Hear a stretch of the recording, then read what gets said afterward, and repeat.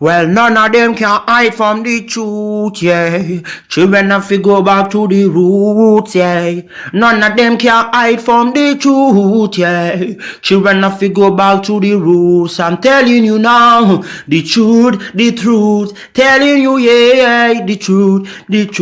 You have to go back to the roots. Go to the roots. Yeah, man, this is Benjamin out of the Smiling Coast, West Africa, Gambia, representing for the one and only Abu, the big man you don't know, the Soninke warrior, the man that brings the truth, Soninke warrior, the sign of enlightenment, the Soninke warrior, the righteous and the true African. Abu, reveal the truth to them, no matter how them try run from it, because none of them can hide from the truth, yeah. Yes, we have to dig back the roots, yeah. Fire! Subscribe now.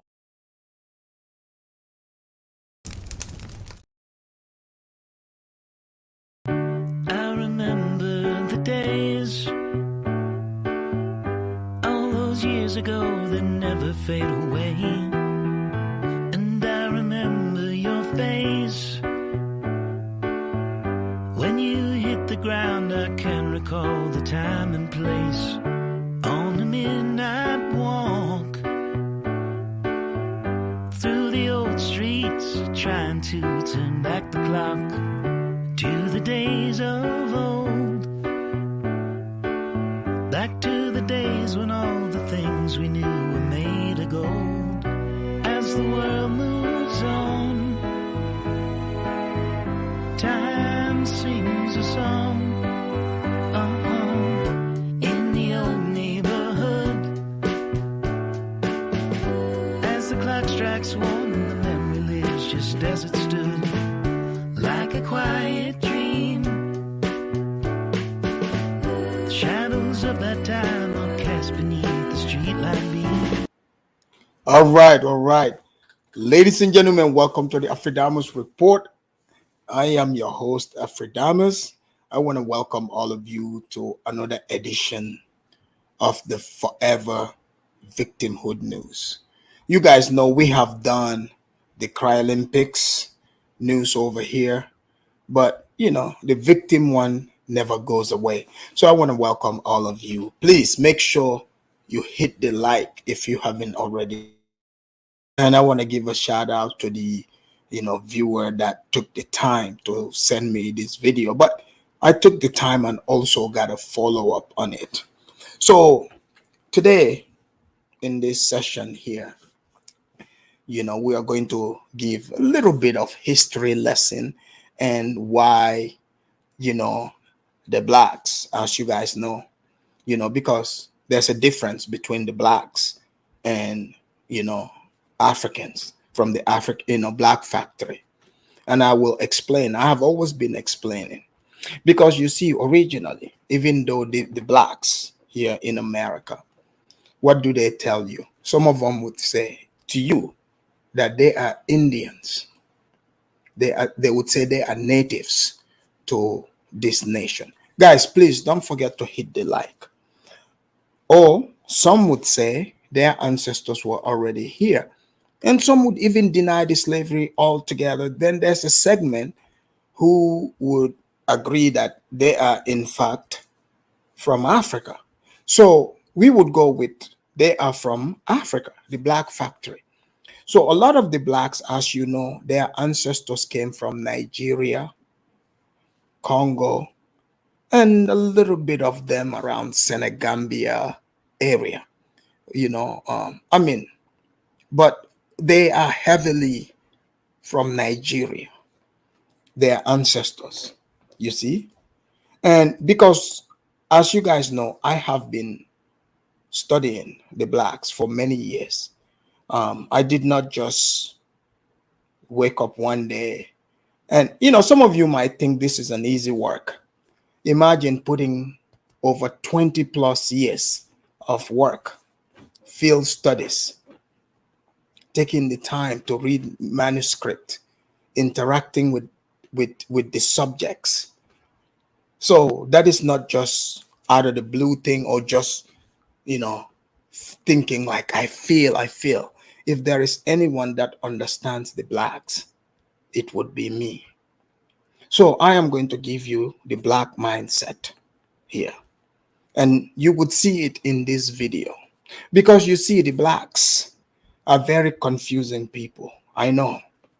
They are very confusing people. They are very identity, which is they go by skin color. You know who gave that to them? Their white master.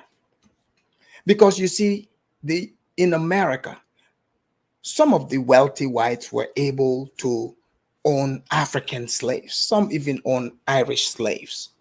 You see? So they employ their slaves in plantations, like, to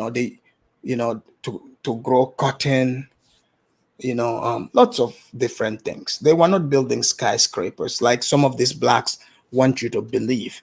And there's nothing wrong with people being so advanced in agriculture, in the art of growing crops.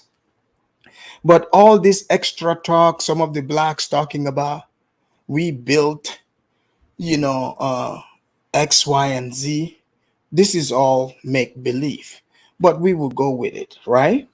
So the blacks, their masters, changed them and told them, you know what, you are no longer Yoruba.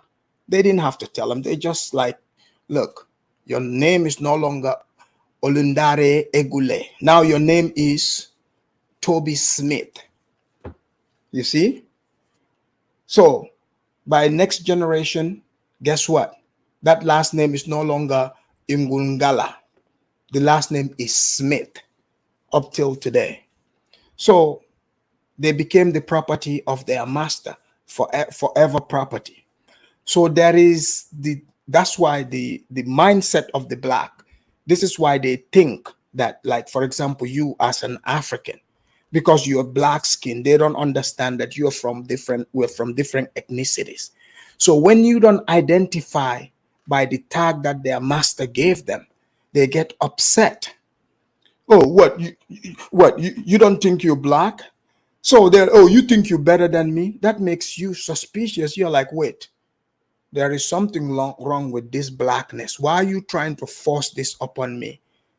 So they don't understand that, that's not how people identify. But regardless, we would go by that. So the blacks have made it a thing to try to force their agenda on everyone. I'll give you an example. The blacks like to vote for the Democratic Party. And when I dig deep, what do you think I found out? That very Democratic Party, they were in fact the KKK. Did you guys know this? They were the ones chasing, they were the ones oppressing the blacks. They were the ones that passed laws to say the blacks cannot drink from the same water fountain as white people. They cannot eat in the same restaurant. And the blacks have to sit in the back of the bus. Those were Democrats. So you fast forward to today. So the blacks are suffering from what they call cognitive dissonance. So therefore, it is not safe for you to take your cue from the blacks, because the blacks themselves don't understand what harms them. They vote against their own interests. So you are watching it. So they vote against their own interests, and then they turn back around and cry. Not only do they vote against their own interests, they would get mad at other people. Like, for example, they would say to a white person, oh, you're a white supremacist if you don't vote, if you don't vote for Democrat, whatever. So these people are too far gone. So you mean to tell me that it makes sense to you to come to me and tell me that I feel like you are superior, your race is superior to us. So therefore, here is a man who wants to take that superiority from you. Vote against your own interest. They truly believe that, because it's called projection. Because truly, they that, look, it's natural for people, natural instinct for you to protect yourself, your interests. But they think they can walk up to white people.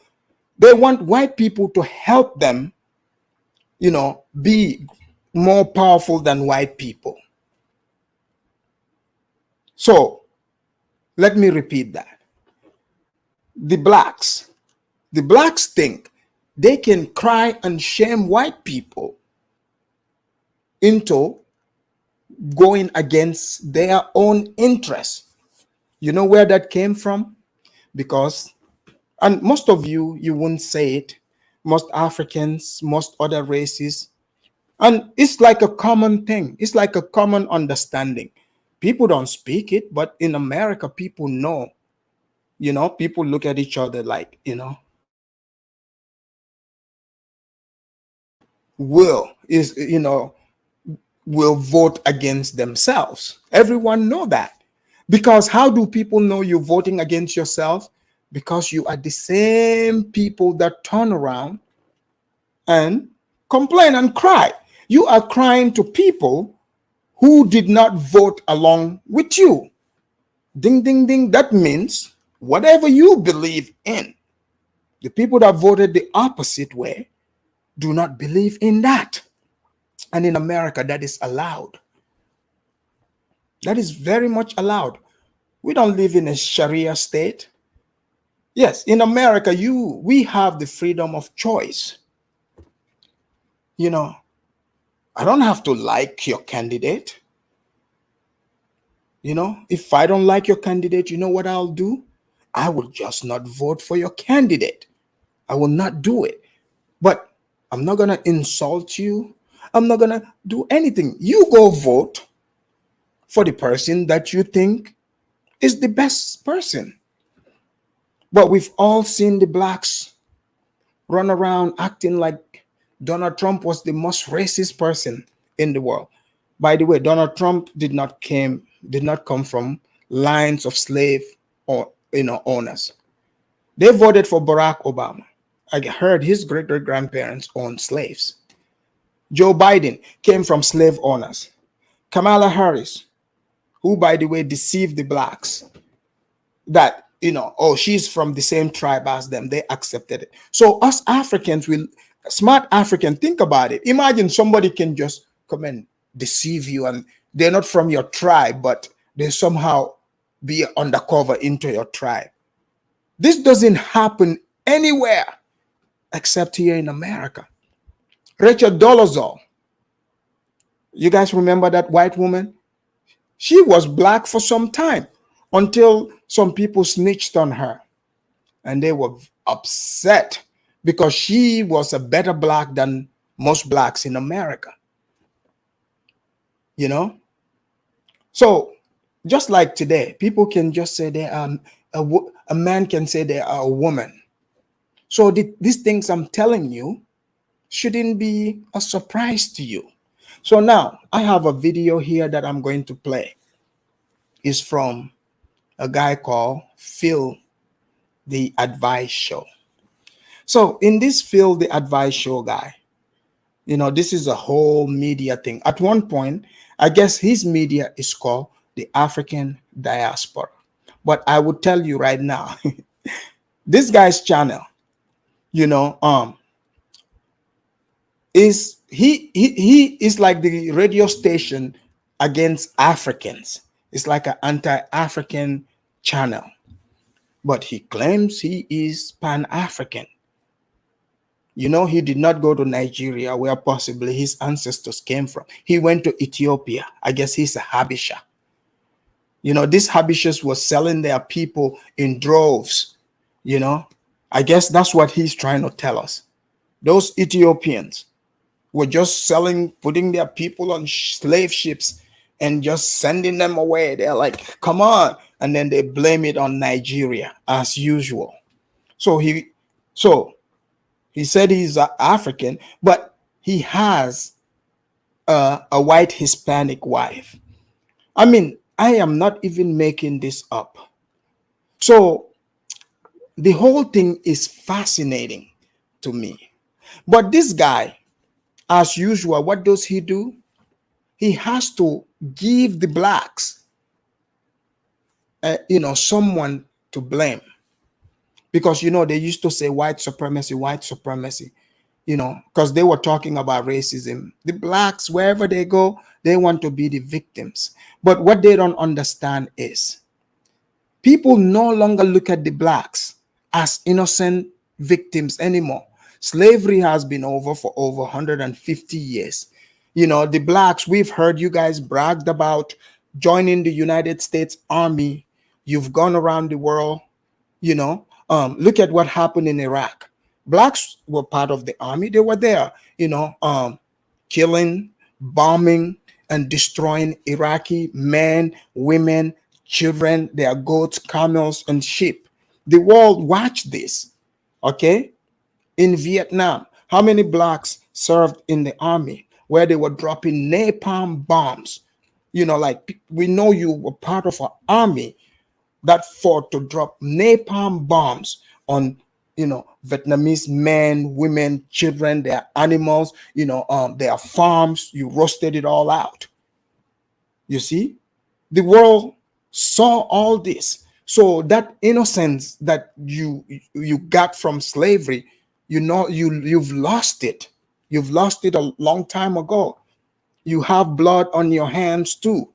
The white man that you point at, you are in the same category as the white man. You are in the same category. So the people that you're crying to, the world sees you different. That's just the truth. So this victimhood thing, I'm just trying to help you to move past it, because people are just seeing it as you're just crying. Slavery has been over. The 60s have gone by, but you guys don't want to let it go. Here's how we know this whole thing is a scam. The whole thing is a scam. It's like, okay, if you want reparations, why are you fixated on people who cannot give it to you? Oh, the people that are supposed to, give it to you, you insult those people. So I don't want to keep you waiting. They are crying about reparations, once more, because you see, the election 2024 is right around the corner. So, of course, the Democrats are beating up the drums of reparations because they know the blacks are all about free money. They want to sell their vote. Many don't understand the very country they're living. They don't understand the democracy, how it works. If they have to take a test, like somebody like me, an African American, to become a US citizen, to take a test, they will not be able to pass it.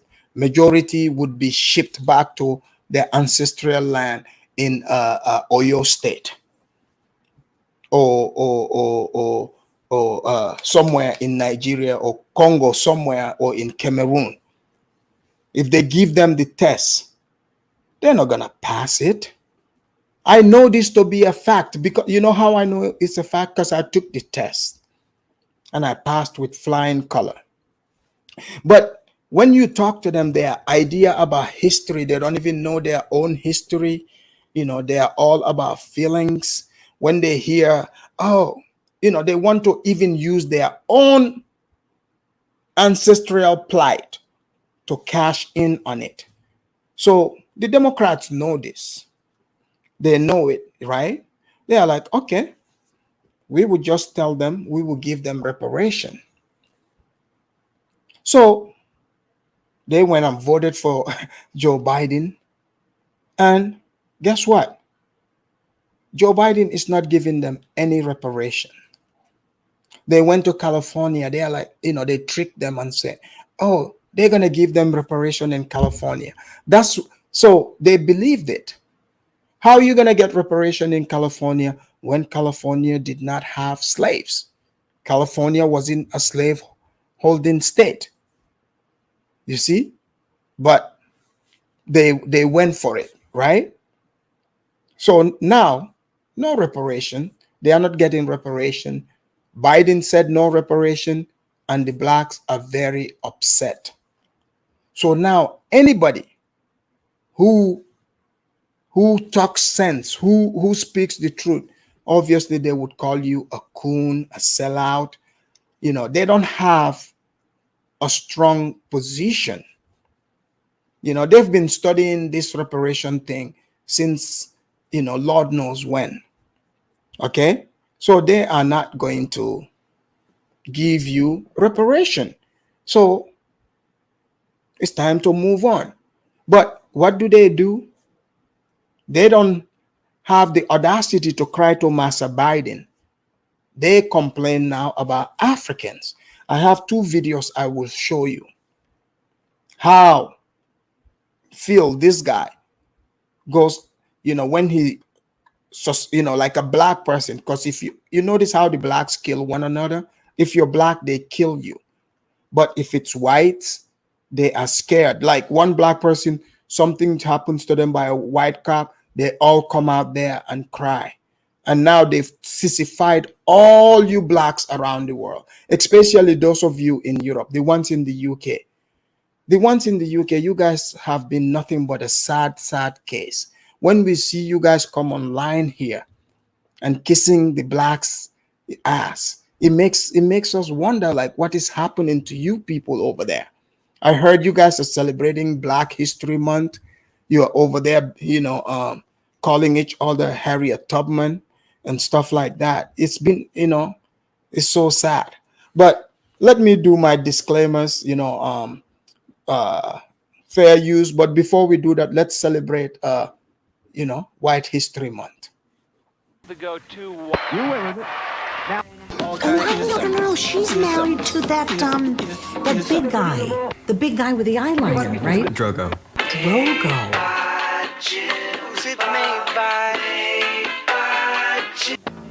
Daddy and I are never going to get a divorce, but if we did, we would love you both just as much. Oh, yeah. It's a relief. Thank you, Moms. Hit the play button. I have a major announcement right now. The 1st of July is White History Month.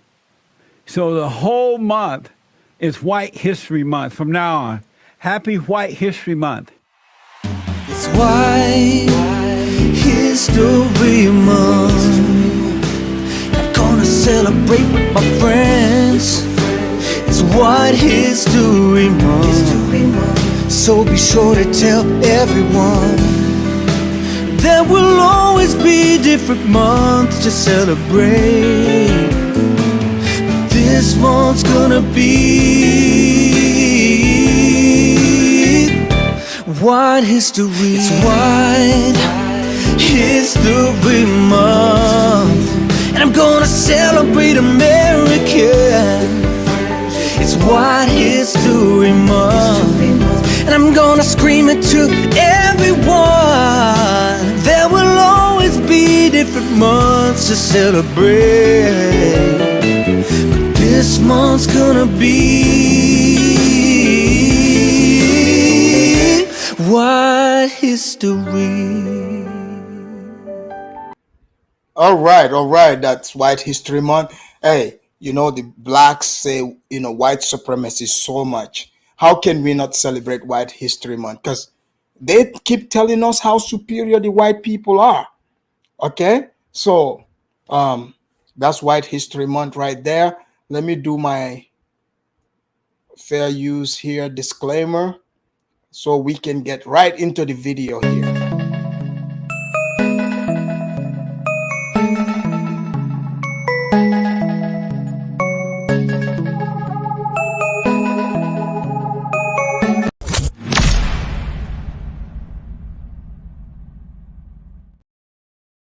Okay, so I've got this video here from Phil the Advice Show. He's very, I guess, pretend mad at some guy, but he blames the guy. He said he's a, according to him, he's not FBA. So you notice how the blacks always, if they don't like what you're saying, they would say, "Oh man, you're not even black." But if you agree with them, then you're telling the truth. So if they don't like what you say, man, you're not even black. You shouldn't be talking about us. So clearly, it's like cry baby. Like you on the playground talking. Oh, how you said it about my brother? So it's like this whole whiny thing. But don't worry, I'll still sit through here with you guys and analyze it. I get it. It's kind of hard to sit and listen to grown man, grown looking man, constantly crying and complaining about other group of people. They say they are the best premium blacks, but somehow they say they are independent, but it's hard to tell if they are independent. And what do they try to do? They try to do the trauma bonding. They say, oh man, the white people control Africa too. Well, good. They haven't exerted enough control, because if they did, all those coups we're hearing about in Niger shouldn't be happening. So the white people are not clamping down enough. You see? So as if you are supposed to be like, ooh, the white people coming. Yeah, white people so dangerous. You can't wait to move into their neighborhood. There's an entire thing called white flight. The blacks say the white people are dangerous, right? They are racist. Who complains? They even have a name for it. They say white flight. So white people are so dangerous, they have to flee away from you. Ladies and gentlemen, that doesn't make sense. So let me play this video so you guys hear what Phil here is saying. He's very upset. So here we go. Nice. Do you guys see this? I guess he's Mansa Musa now. Here we go. Tonight on the podcast, ladies and gentlemen, we're going to address a John Amanchukwu. Now, I've talked about him before. He is a pastor of a church. He is a conservative, and he actually is a Nigerian immigrant. Now, while all of that, is preliminaries. So this John Amanchukwu is the Nigerian. These are the pure thoroughbred ones. He didn't, I guess his parents came here, but he was born here. So if you were born in the United States, guess what? You are a United States citizen. You can either be born here or naturalized. I naturalized. Others were born here like Amanchukwu, which means Mr. Amanchukwu, is an American citizen. But I understand why a Blatt would be upset at the original Blatt, the Nigerian, because your name is Smith, his name is Amanchukwu. Yours used to be Amanchukwu too, until Master Smith changed it with old man Smith. So many blacks are still upset at this, but it is not Africans that did that, you see. But also, if you like the last names, Amanchukwu and stuff like that, all you got to do is, here in the States, in fact, you can just legally change your name in the courts. If you love these names, you don't have to be like, man, they stole my name. You can restore this now, All you got to do is go to the courts, say, I no longer want to be called Tyrone Smith or Tyrone Johnson. Call me Tyrone Okuchukwu. It would be accepted. Or Shinikwa Abe. You can do all this. It's legal in this country. So, but no, they don't want to do it. In fact, they would just complain. Here we go.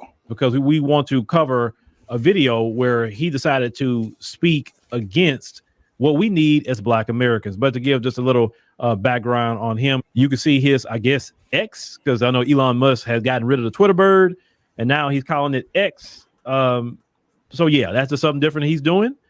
Actually, that's pretty good, because you get rid of the Twitter bird, then it changed the whole site completely.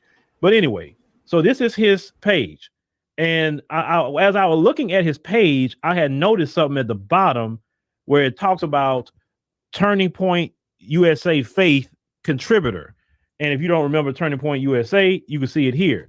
Now, this is Charlie Kirk here. And you know who Charlie Kirk is.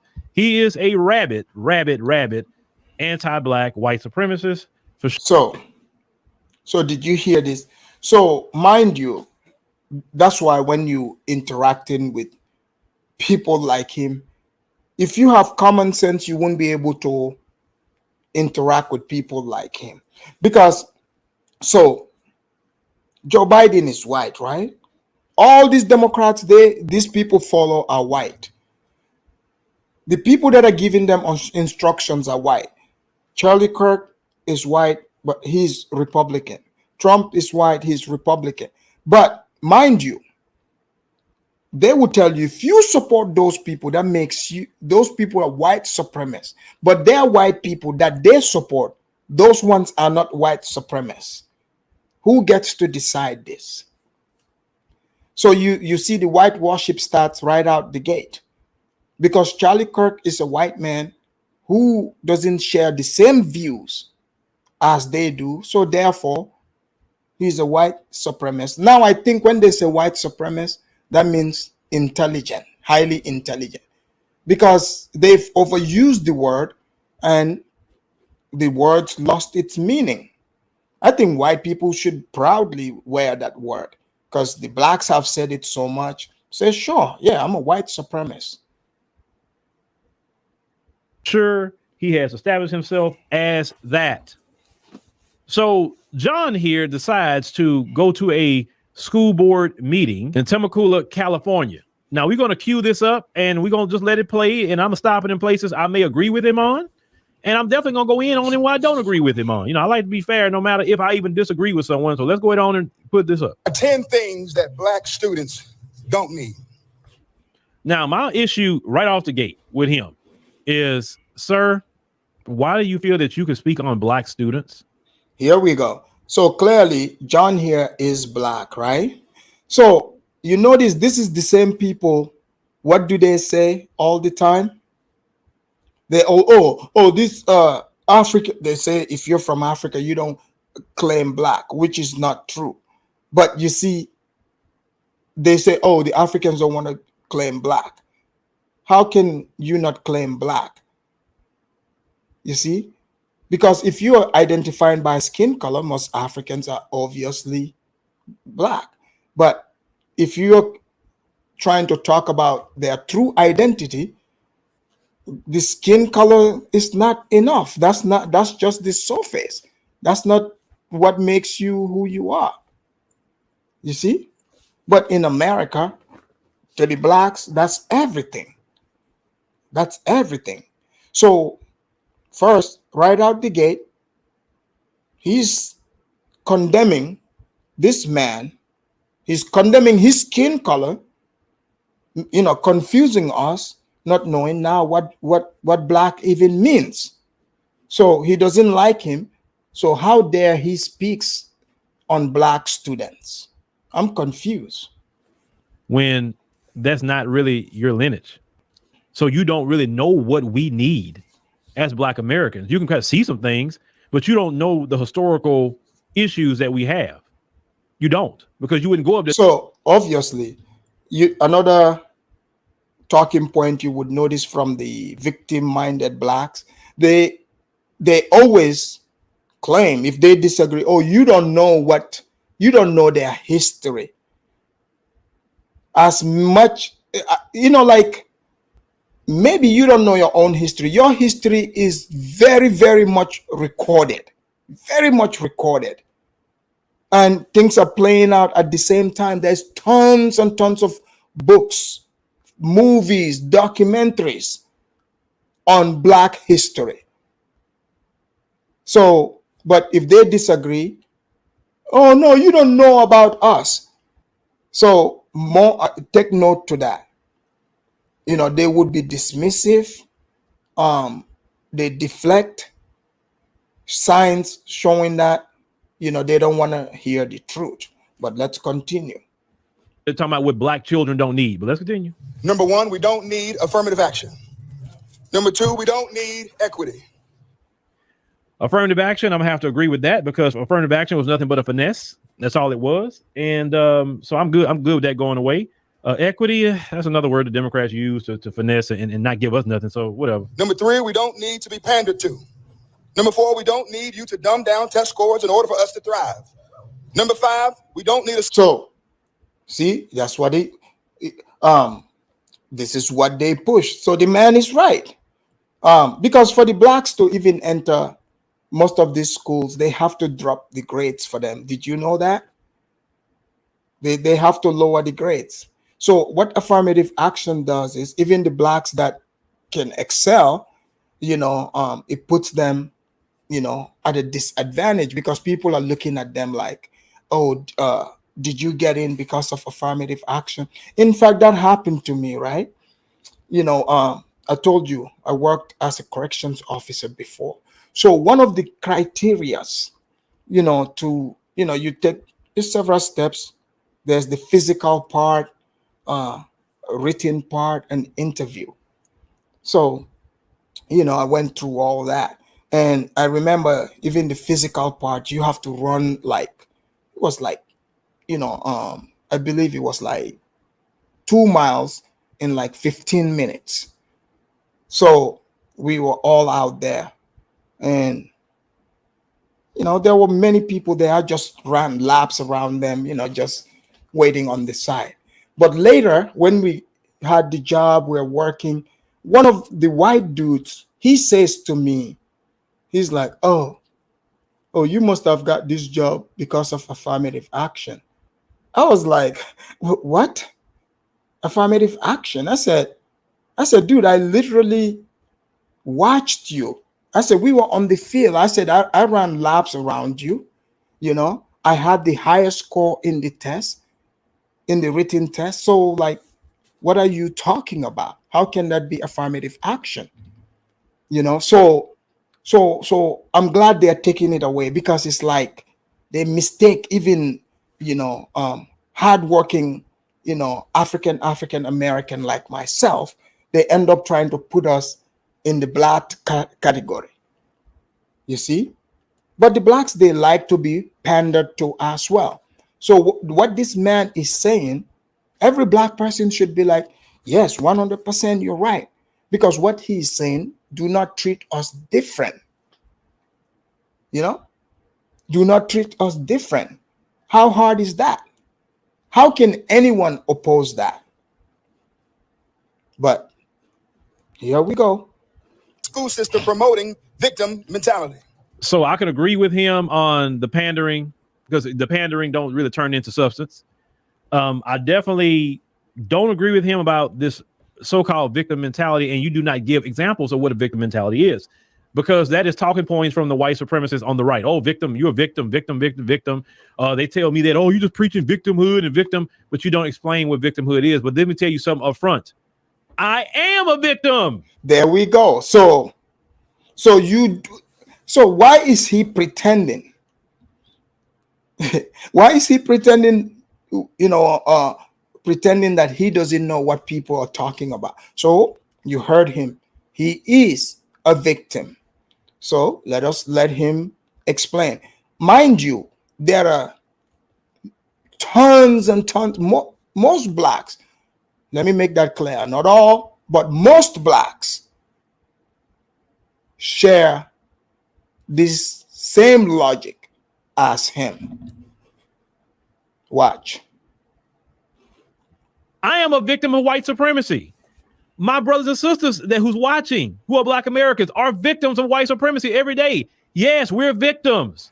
Get it through your head. You are the victimizer, the white supremacists. We're the victims. And one thing we know. I told you guys, forever victims, forever slavery. Have you noticed most black segment? Do you notice that they don't even want slavery to end? They don't want to be free from the white people. They don't want to be free. That's why Kanye West said slavery was a choice, and it still is a choice. So he is telling us with passion that he is, in fact, a victim. And the other blacks are victim too. Let's continue to hear him tell us. Know about you that you don't like to hear the truth. That's what it is. You don't like to hear the truth about yourself, what you did in the past, and even what you're doing in the present. You don't like it. This is why you're trying to get rid of history. The fact is, you have victimized Black Americans. Black Americans wouldn't be in the position they're in if you just went on your way. Let's throw away slavery. After slavery, Reconstruction.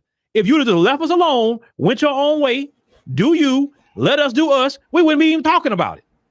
Do you know clearly, can the Blacks even survive in America without the whites? Let's just be real. He doesn't understand, first of all, logically, if Blacks were enslaved under slavery and all of a sudden they became free, that means, okay, the slaves do not have much knowledge of how organized society works. They were under the control of masters. People owned them. So they wouldn't be able to survive on their own without the good graces of the white man, which is what we've seen. The white, there was one side of, going against the order, forcing them to pass laws. Hence, in 1868, Blacks eventually became citizens of the United States. You see? So this is why when some of you even come and say, you are indigenous to America, it makes me laugh, because there is a date when these Africans who were brought here as slaves in America continued to be considered Africans up until 1868, when they had rights to be citizens of the United States. So if there's a date when your group became citizen in a particular country, that means you are not indigenous to that country. That's just simple logic. If there's a date here when they said, this X group now we declare them citizen, it means you are not indigenous to that place. So just FYI. So when you try to say, if it wasn't for us, you Africans wouldn't come here. Well, that's not true. Africans, if it wasn't for Africans, you wouldn't even exist. Because remember, the slaves were Africans. So Africans were coming here the whole time. It was those Africans that continued to change. They gave birth to you, your grandma, and all those people. So when you say, if it wasn't for us, the Africans wouldn't come here, that doesn't make sense. It's the other way around. If those African slaves weren't brought here, you wouldn't even exist. Those Africans had to come from Africa for you to happen. Remember that. So it doesn't make sense when you try to say, we are the reason the Africans are here. No, the Africans are the reason why you are here. Slavery would be just a distant memory. We're doing our thing. But oh no, you couldn't do that. Every time that Black Americans did for ourselves, built on our own, been our own doctors, our own nurses, our own architects, our own engineers, everything that we have done for ourselves, build everything up. You have always historically and even into 2023 plot and plan to destroy the progress of the Black man and woman of America. Why is the Blacks the only people making excuses? So all these places he's saying they built, where are these places? In fact, let me consult our professor of Black Builders Association. Let's hear what he has to say. Professor, did Blacks in America build anything? Ass man, you called me to troll me. Did you get what you want out of this? Did it make you feel better now? There's a difference. I don't bother people I don't like. And this is what you have to deal with niggas. What they built, what they did, what they gained. You want to live off somebody else's law. What they built, what they did, what they gained. You want to live off somebody else's law. Niggas are the worst people on earth. I do understand why they made them slaves. I think one of the worst things that happened was they stopped making them slaves. If they'd have kept niggas as slaves, we'd have built more shit. We'd have been better people. Whenever black people were under the oppression of white people, they did more. They were more productive people. Name the shit you built since being out of slavery. Name it. Name it. Let me explain. You claim you built DC. You were enslaved when you did that. You claim you built the railroads. You were enslaved when you did that. Everything you claim you built in America, it's when white people had the whip on your ass. What have you built since? Come on, what have you built since? Nobody wants to talk about the facts. Now all you do is go around and begging white people for shit. All these hoods y'all proud of, white people gave them to you. You didn't build them. What they built, what they did, what they gained. You want to live off somebody else's law. What they built, what they did, what they gained. You want to live off somebody else's law. What they built, what they did, what they gained. You want to live off somebody else's law. What they built, what they did, what they gained. You want to live off somebody else's law. Did black people build Cabrini Green? Nope. Did black people build Capitol Homes?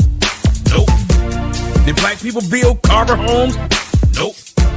Did black people build O-Block? Nope. Did black people build any of these things you're talking about? 63rd, 62nd, 69th? Did you build any of that shit? Nope. Did black people build Compton? What? Did black people build Compton? What? Did black people build Compton? Nope. Let me explain. Black Wall Street. Come on, bro. Black Wall Street. Your ass ain't built Black Wall Street back now, have you? You got all these black millionaires and all these black millionaires who own clothing companies. You could have been built Black Wall Street back a long time. When you hear all these niggas love to go back to Black Wall Street, that tell you black people are lazy and ain't shit. This person said Black Wall Street, sir. You. All right, sorry, I'm back from the short little break. Let us continue here. And then if we point out what you done, you telling us don't be a victim? Well, don't be a colonizer. Don't be a devil. How about that? Leave us alone. You have a thing in you where you can't stand to see black people self-sufficient. That's one thing I can tell. You're not happy unless black people are begging you for a job.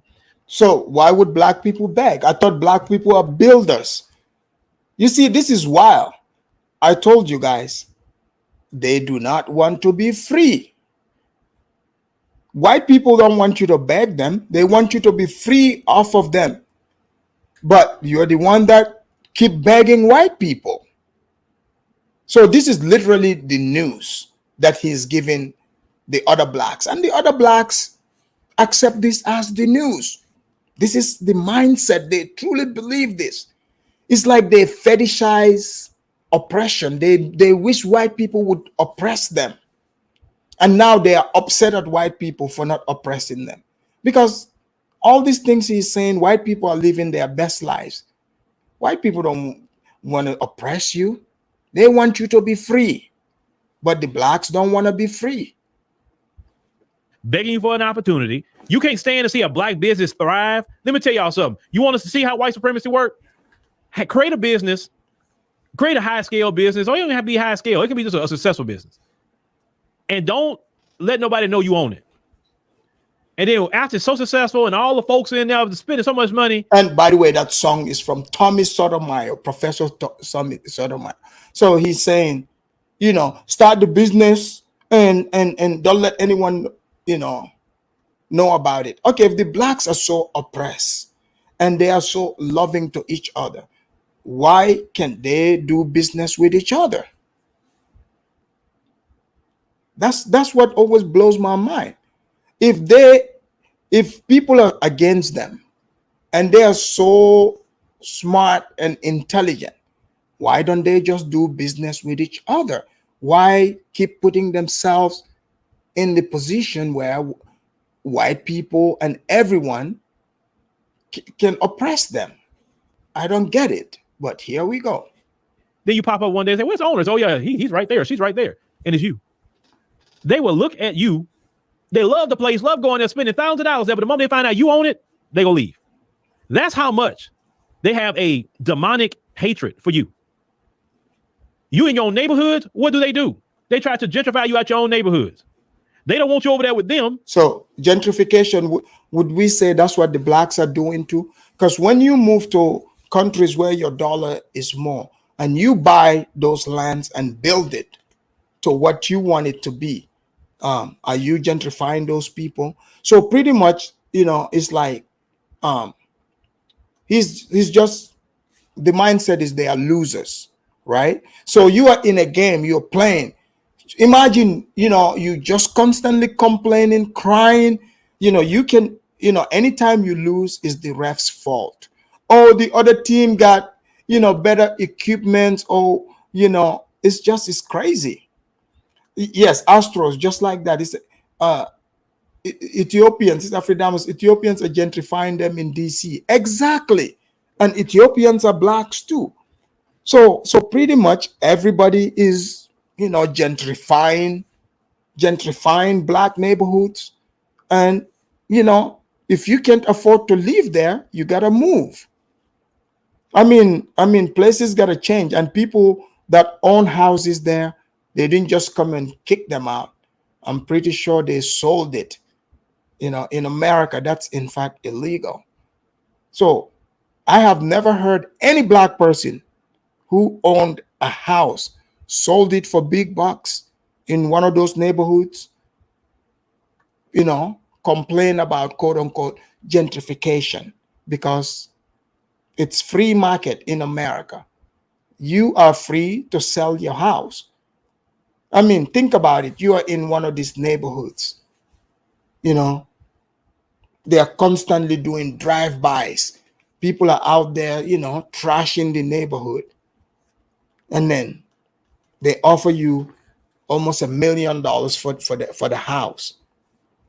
You'll sell it. That's how most of these neighborhoods, the black neighborhoods you used to see, yeah, they sell, the people sell. Because why would you want to stay there? The property value goes down, the neighborhood is trash. So the neighborhood has to, you got to give it to people who can take care of it. But here we go. But they don't want you to have your own. Then if you go over there with Ed, they have a thing, what they call it, white flight, right? I'm a firm believer of this. At one point in time, I used to not agree with this, but I'm a little different about it now. Because see, I understand that with politics, they give them all the... So did you hear this? He said there's a thing called white flight. When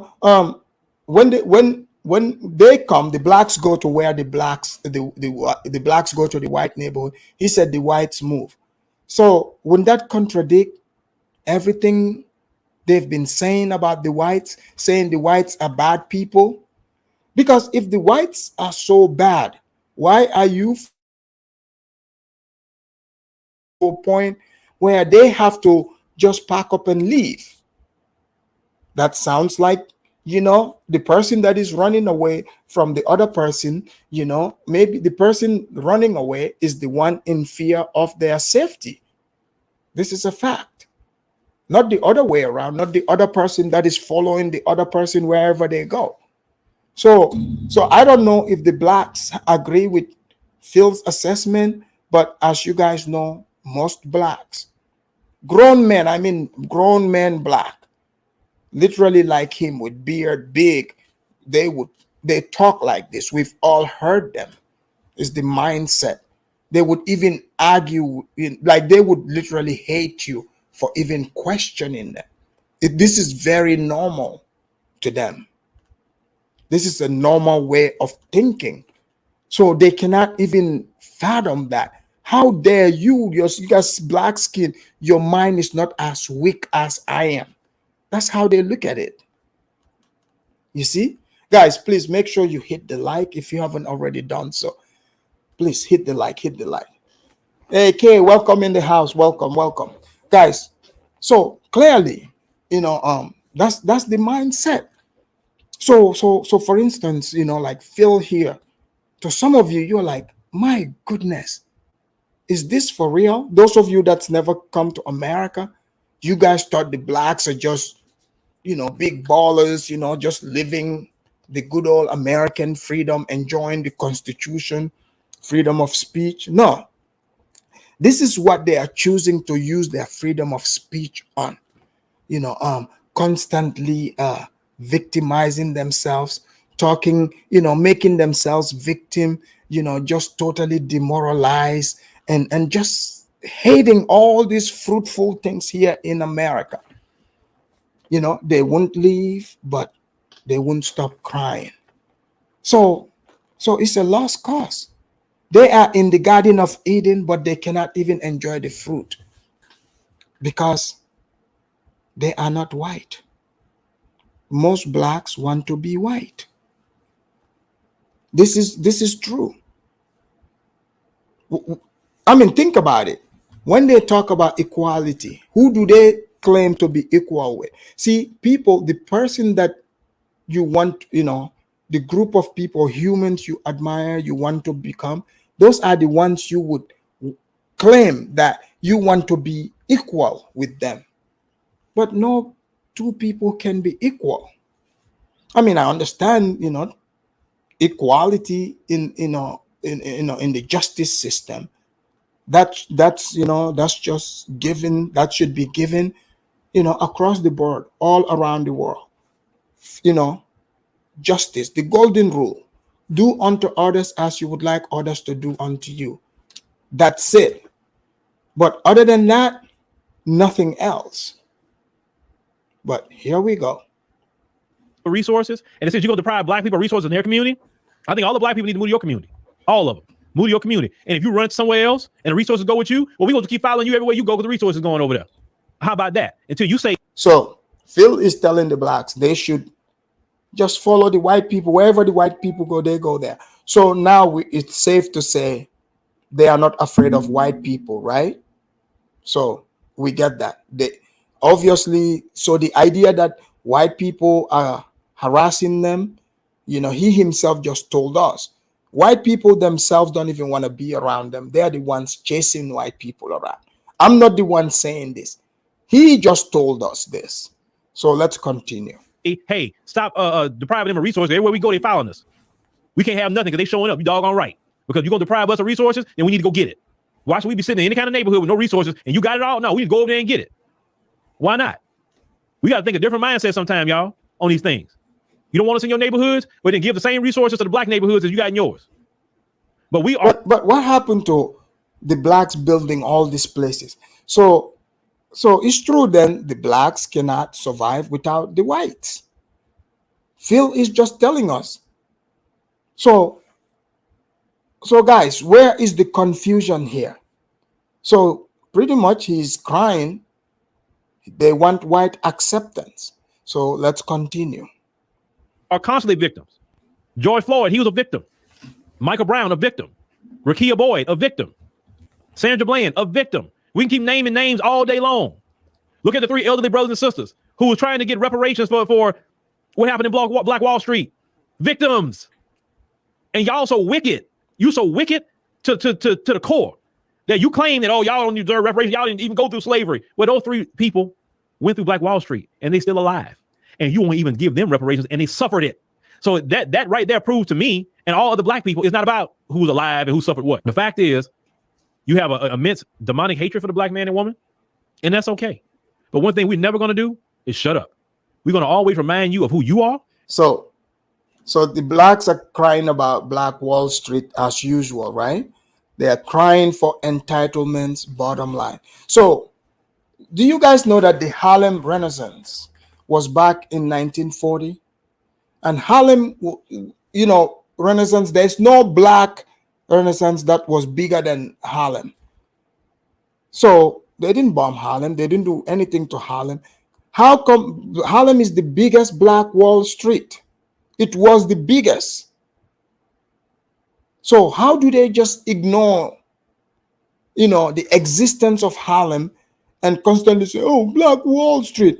Are you saying a little spot, just a couple of blocks of stores in Oklahoma, Tulsa, Oklahoma, small area? It is entire blacks in America that were affected by this. But Harlem was built after that Tulsa, riot that happened, because that was in the 1920s.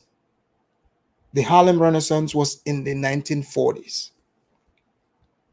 So that means 20 years later, about 20 years later, blacks were thriving big time in Harlem, doing their thing, living it up. We know this. But clearly these people are trying to use shaming tactics, crying crocodile tears. They want to get paid for nothing. For nothing. And what you've done to us, you want us to be quiet? Pay reparations, make it right, stop having black people living underneath an authoritarian regime while you living under a so-called democracy. Then maybe we can be quiet about it. Leave us alone.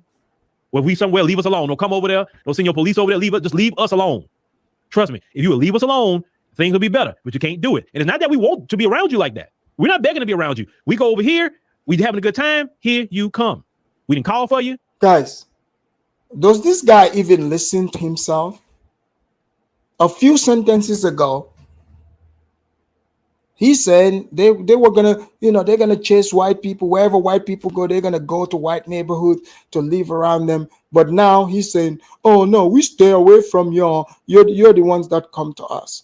No, I highly doubt that. I highly doubt that. Why would a white person with his senses, want to move into like your typical black neighborhood? I'm just curious. I'm just curious by that. I mean, that's not a thing as far as I know. I'm not saying it never happens, but that's not how it works. Maybe in some other states, I don't know. If you know it, when I drop the link, you can come and attest to that. But I'm just saying, that's not a thing. It's usually the other way around. Black guy makes money, he runs over to the white suburbs and gets him a Becky.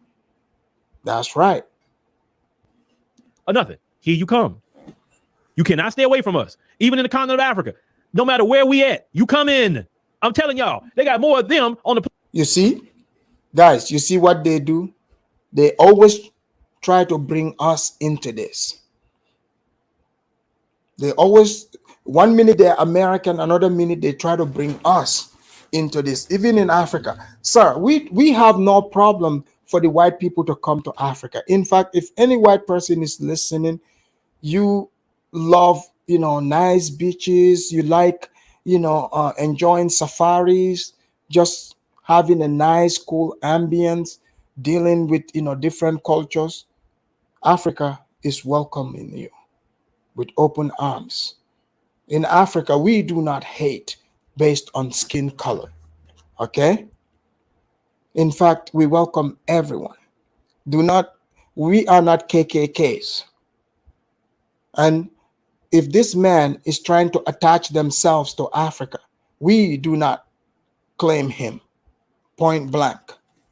Maybe Ethiopia will claim him, but us in West Africa, we are not claiming him. Here we go. Plane going to the continent of Africa than black folk. Every time I went, they cannot stay away from us. Well, let's continue. Number 6, we don't need the soft bigotry of low expectations, as we have heard from other people. We don't need, number 7, critical race theory or intersectionality. I don't know anybody out here who's asking for low standards or low test scores. I've never heard of a single black person say, oh, I hope they lower the standards. Oh, I hope they lower the requirements for my child to get in. But also, blacks are not complete. Blacks know that for a fact, that affirmative action. Clearly, that's why it was in court. You have Asian kids being denied college entrance. Guess what? For being too smart. So obviously, the blacks are aware that they are being given a leg up by, them scoring lower and still getting in these colleges. That's not even good for those students, because that's why if they go to these schools, they will struggle. So, let kids just go score according to their level, so that they don't have to feel, because when you deceive them like that, they would never ever feel secure, because they know, like, okay, everybody is smarter than them. You were just giving a leg up. So if he is pretending here, this is why you see like some black person be like, oh man, I can't believe, man, they promoted that white boy, not me, but we both went to high school. Yeah, you might have gone to high school, but did you even pass the classes? You can barely spell, put sentences together, so that's what they are doing. You see people telling you, we are so educated. Educated in what? You see what I'm saying? What degrees?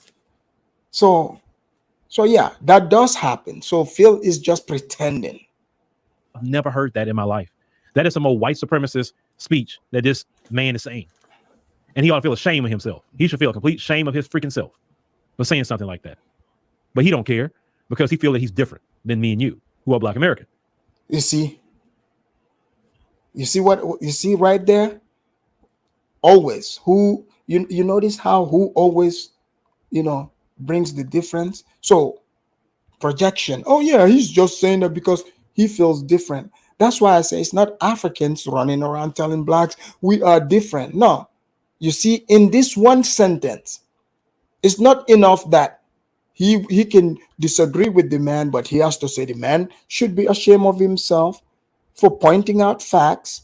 And also he interpreted that too, saying, oh, he said it, he wouldn't care because he feels different. How does he know how that man feels? He doesn't know it. So this is dangerous thinking, and this is what you would mostly encounter. How can you even argue with somebody who's already formulated your thoughts for you? But here we go. He's mentioning critical race theory, right? Which these idiots, critical race theory was only taught at the collegiate level. But they got to make a black boogeyman always, because the only way you can really unify the white supremacists is they have to come together on a black boogeyman or a black boogie woman. Outside of that, they're fighting each other, just like Russia and Ukraine. You understand? They don't have no black boogeyman to. You see, this man is suffering from deep hate. He wants to see white people fight each other so bad. We're talking about white people in the United States, but he wants to put Russia in. Russians are not even white. They are Slavic people. They are not white people, but okay. Unify on, right? So when they don't unify on attacking black folk, they fight each other. That's been their history. If you study European history, they always fought each other. This is really a recent thing for them, to really just be so unified against black folk, because they realize, wait a minute, hold on, we actually can do something with this. We just got to keep them unified against black people. But anytime we remove from the room, you should see let's see. Like music, we should have a platinum black versus Soninke American debate. Let's settle this. What's there to settle? This is a show, sir. We are here to educate and analyze the video. There's nothing to debate here, but you're free. When I drop the link, you can give your opinion. I'm just here as the analyzer. I'm analyzing and breaking this down. I get it. People might think it's a direct thing, me versus you or whatever. It's not me versus anybody. My job here as a broadcaster is to break this down. So it's nothing personal, guys, but everybody is free to come and, drop their part. Me as the presenter, I set it up so that when people call in, you guys can debate about it or agree to disagree. But I'm just here to break it down. Thank you, guys. We'll continue here. The crap they do to each other. It's horrible. We don't be in them enclaves where they be at and look at what the things they do to each other. We're nowhere around. Trust me, they need us around to keep them halfway not doing themselves in. But this man here who come from Nigeria, who don't know anything about what he's talking about, he's just parroting what he hear Charlie Kirk and the rest of them say. Like, how do you come from the African continent of Nigeria, a country that was colonized by the white supremacists? Your country is still in dire straits to this day. It is. And let me tell you something, a lot of Nigerians have told me to my face, you don't want to go to Nigeria. That place horrible. That place suck. Look at what they did with the, while the kids were protesting in SARS. Listen, the worst commentary I've heard about Nigeria came from Nigerians to my face. Nigerians have told me, don't go there. And if you do go there with a Nigerian, because all they're going to try to do is scam you. I'm telling you what other Nigerians have told me. I haven't been to Nigeria, so I can't even say I got a true opinion about Nigeria itself. But Nigerians over here, they have a disdain for Nigeria. So why isn't he talking about the issues in Nigeria and say, hey, well, how can we make Nigeria a better place for our kids? No, he's worried over here trying to harm our children. Well, let's continue. Number 8, we don't need reparations or any more welfare states. All right, now he went there about reparations. He says we don't need reparations, right? So guys, did you hear that? So clearly, you see, so one person, this guy, John, was born here. So he's blanketed. So it's Nigerians come in here, so he's obviously deep down, he wants to insult Nigerians. Instead of just focusing on that one guy, if he disagree with what he said, no, he has to make it about the whole country of Nigeria. So they give themselves, people like him, license to just say these things, even if it doesn't make sense. So here we go. Who are you as a Nigerian immigrant to say what he's not an immigrant if he were born here, sir. Brothers and sisters in America need. We don't go to Nigeria and telling y'all what y'all don't need. Matter of fact, y'all wouldn't even put up with it. Not even 2 seconds. Y'all call. See, again, the comparison, most people you're dealing with like him don't understand how the world works. Like one time I heard that guy, Tone Talks, talking about, I bet you I can just go to Nigeria and file for DACA or go to school there. And they said that guy is a lawyer. So they think the whole world, the United States, the whole world operates like the United States. Yeah, they think, because they have that DACA thing here, therefore they would have that in Nigeria everywhere.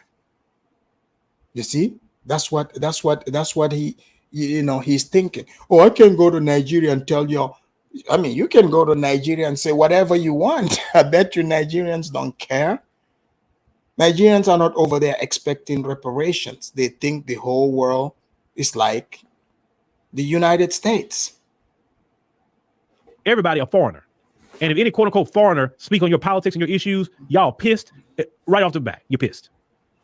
So why wouldn't we get upset with you coming into this country? And it wouldn't been for Black Americans, you wouldn't have been here because you track immigration. That's not true.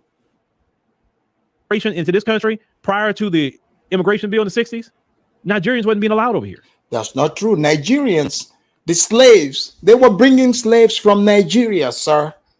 You see, they always say, if it wasn't for us, you guys won't be here. No, it's the other way around. Though the slaves were Africans. So Africans, whether they were forced on slave ships or what, but they've always been coming here.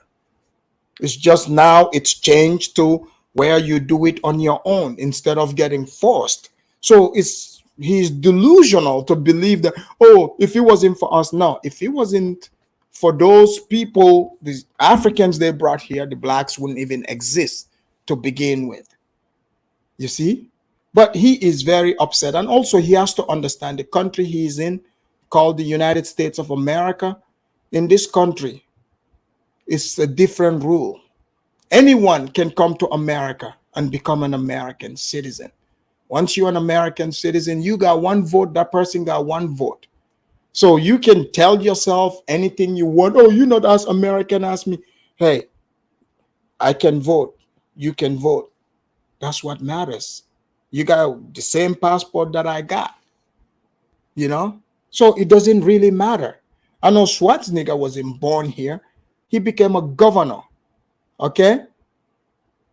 The lieutenant governor in I think Virginia is a Jamaican woman.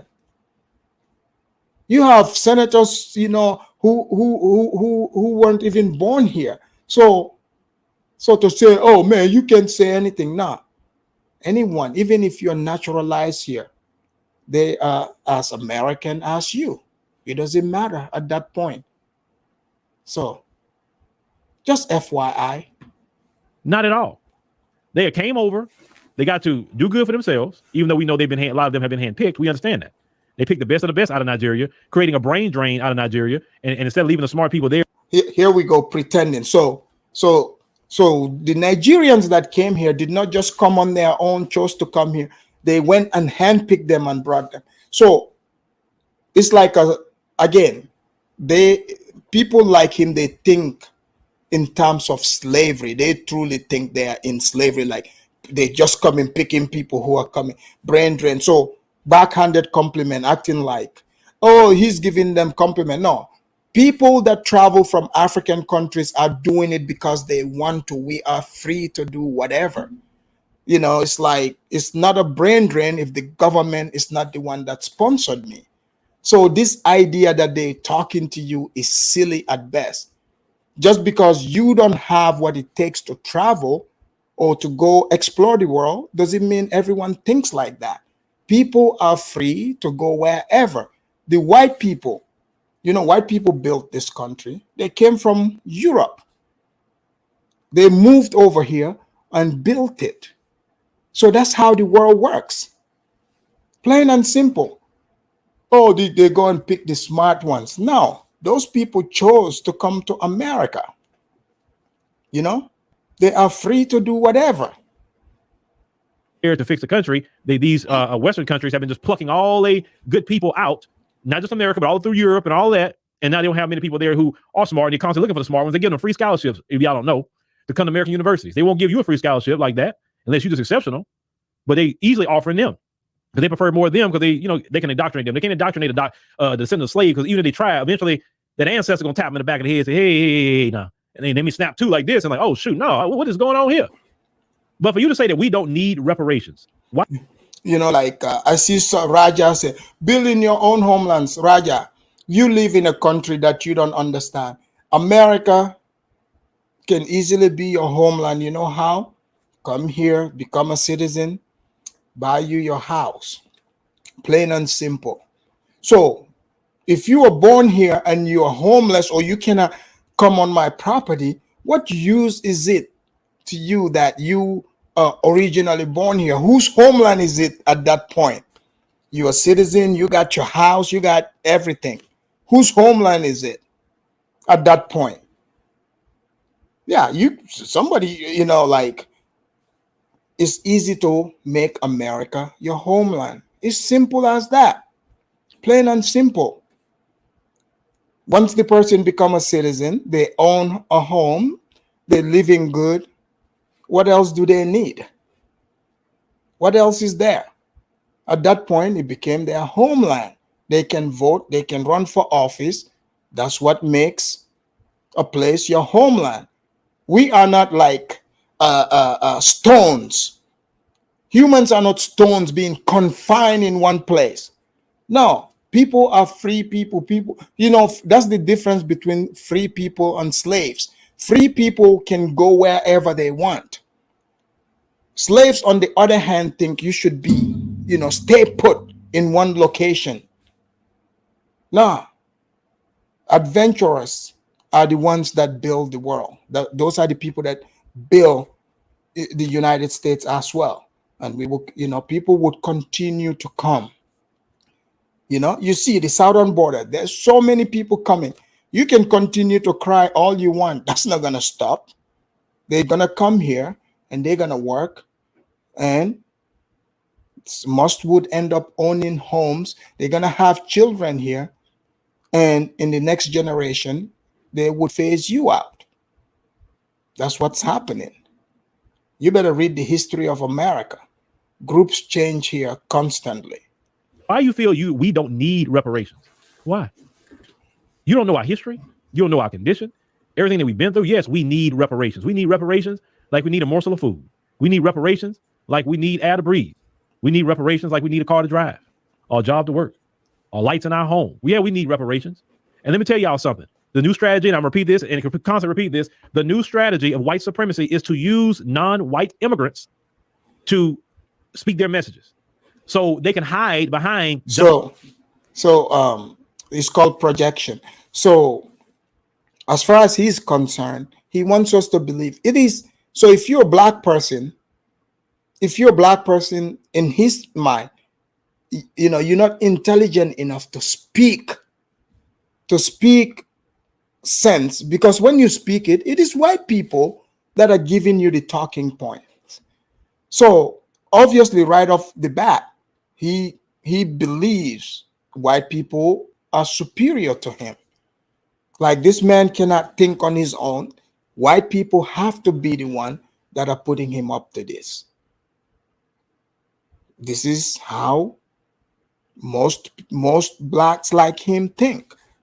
Oh yeah, it's the white people that put you up to this. Okay.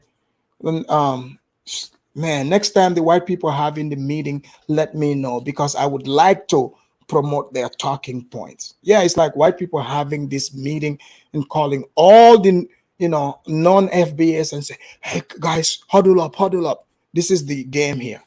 Johnny, thank you for the super chat. Johnny said, is our bad DNA the biggest problem, and is the cure to procreate with other races?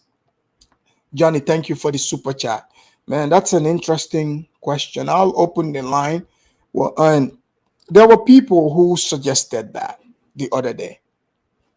But I think change of mindset. But good luck with that. On here and say, I didn't say you didn't need reparations. John said it. It's him. He's black like you. And see, he said you didn't need reparations, right? And then when they get the backlash, the white supremacists don't get the backlash. They sit in the background. Ha ha ha. See, oh, it ain't me. It's them. I keep my job. I keep my business. But him, oh, he gonna deal with them black Americans. And at the same time, I'm continuing the diaspora war. So it's twofold. I got him to speak for me, and I also continue the diaspora war that we started. The white supremacists, yes, the white supremacists did start the diaspora war. And that's just really what it is. How the white supremacists started the diaspora war, bringing in known people who are raccoons in their homeland, make a deal with them to say, hey, you come here, you gotta be with us. And being with us, you gotta be against them, stay away from them. Hey, okay, I got no problem staying away from them. I just want to get over here. Man, did you guys hear this? This guy has great imagination. You hear he said diaspora war. And I've heard people say this. What war? See, because the blacks think they come, they say this stuff against Africans. They are in a war with Africans. I don't know which Africans they are in a war with. You know, saying a diaspora war. They truly believe they are in a war. And the imagination is, oh yeah, if you come in here, you know, the whites tell you, you have to be against the blacks. First of all, why would any rational person want to move to a country that you know nothing about, but they're telling you you got to be against certain group of people and you still go to that country? How does that even make sense? How does that make sense? But here we go. And they come over here, right? And now you got a person who's a straight anti-black racist. They can look like me, black features and all, and an anti-black racist. One telltale sign of an anti-black racist, you can say black American. I ain't no black American. I'm a Nigerian. Don't call me that. Really? Last time I checked in this country, people label people by color here. They don't label each other by. It's always the Nigerians. Here we go. So, you know, it's like people going around saying, oh, they've run into African. They say, if you call them black American, that's not true. People know the difference. And when you call somebody black American, why would they be upset at that? I don't know anyone that would be upset at that, but we all know this is fabricated. We'll just go along. But nationality. I ain't black, I'm Dominican. Don't call me. Really? Okay. You know what I'm saying? And they don't say it as to like just identity. A lot of times you hear them say it, listen to the spirit of how they say it. Not to say identity. I'm okay with somebody saying, no, I'm not from America, I'm from Dominican Republic. Oh, okay, cool, bro. Well, how's Dominican Republic? You know, there's nothing wrong with saying that. So how you know, people are going to always be racist as far as somebody like him is concerned, because he's the one that gets to interpret it. You know, he even knows the spirit that people say things with. He, you know, so he's an expert in all this. So someone that gets to decide how other people are feeling, you know, you can never win with them because they get to decide for you. And they don't decide the good things. They're not deciding that, oh, you thinking good. They are thinking you hate them. So it's projection. That hate must be coming from your mind for you to think other people are thinking the same way about you. but it's just a spirit behind, I ain't them. Don't call me that. I'm better than them. You know what I'm saying? I'm not those Akatas. So no one that can come over here has a... So Nigerians don't even use that Akata word. You know, obviously some of them told us they learned about this in a movie. So now all of a sudden that is true. You know, this is an internet talking point, if you ask me. Johnny, thank you for the super chat. Johnny said already. I'm sorry, I read that. Let's see. Give me a moment. Oh, Johnny, thank you for the super chat. I don't know where that one went, but okay, here we go. Right to speak on our reparations, period. I won't listen to it. I won't entertain it. And let me tell you something, John. All them little folks is clapping for you. You're not going to be there when you get the smoke. Because I'm a firm believer of this. Black Americans need to give the smoke to anybody. I don't care who they are. Anybody that's against reparations. Because to me, you're an anti-black racist. If you want to speak for them folks, you need to get the smoke them folks going to get. The same smoke. Don't let his skin color fool you. Don't let anything he say fool you. You are nothing but a white supremacist. Well, let's continue. 9, we don't need to be propped up as the darlings of the LGBTQ community, as Dwayne Wade has done with his son, Zaire. Number 10, we don't need white liberals telling us that they know what's best for us, that we know what's best for ourselves. I don't really know what you're talking about the darlings of the LGBT community. Black people on the darlings of the LGBT community. What are you talking about, sir? Phil, that's because, let's be real. The June 10th, that's a LGBTQ celebration month. We've all seen it.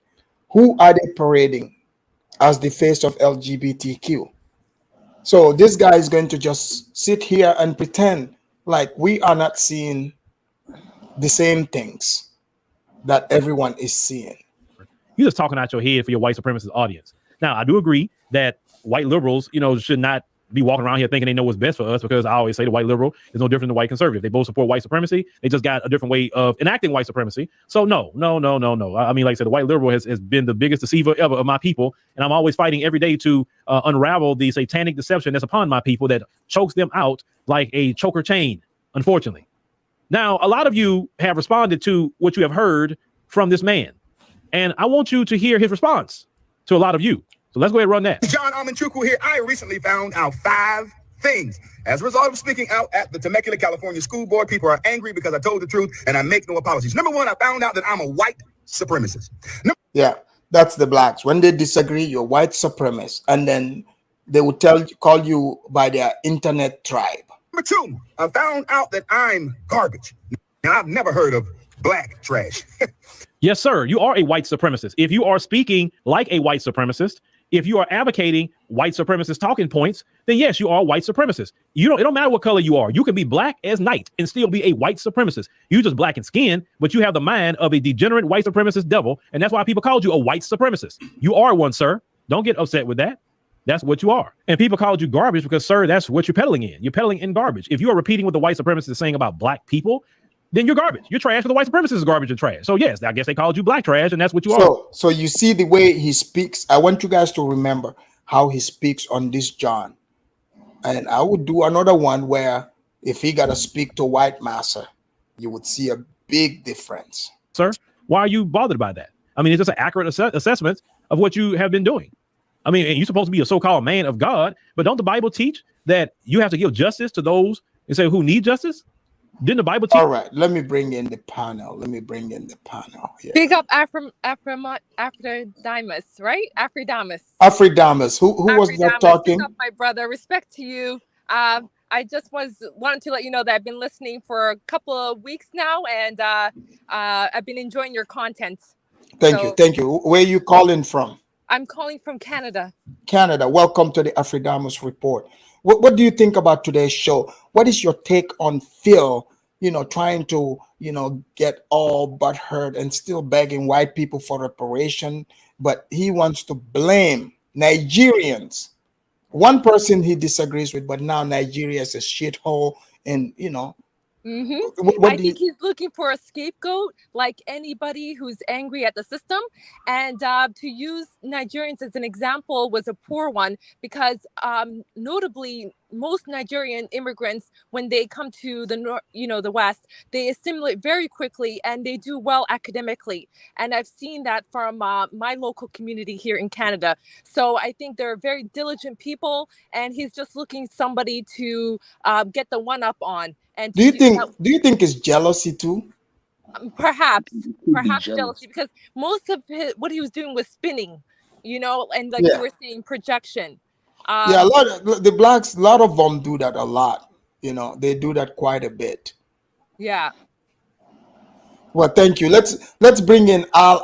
Al was the first one here. Al, welcome to the Afridamus report. Yeah, no, thank you, brother. How you doing anyway? How everybody?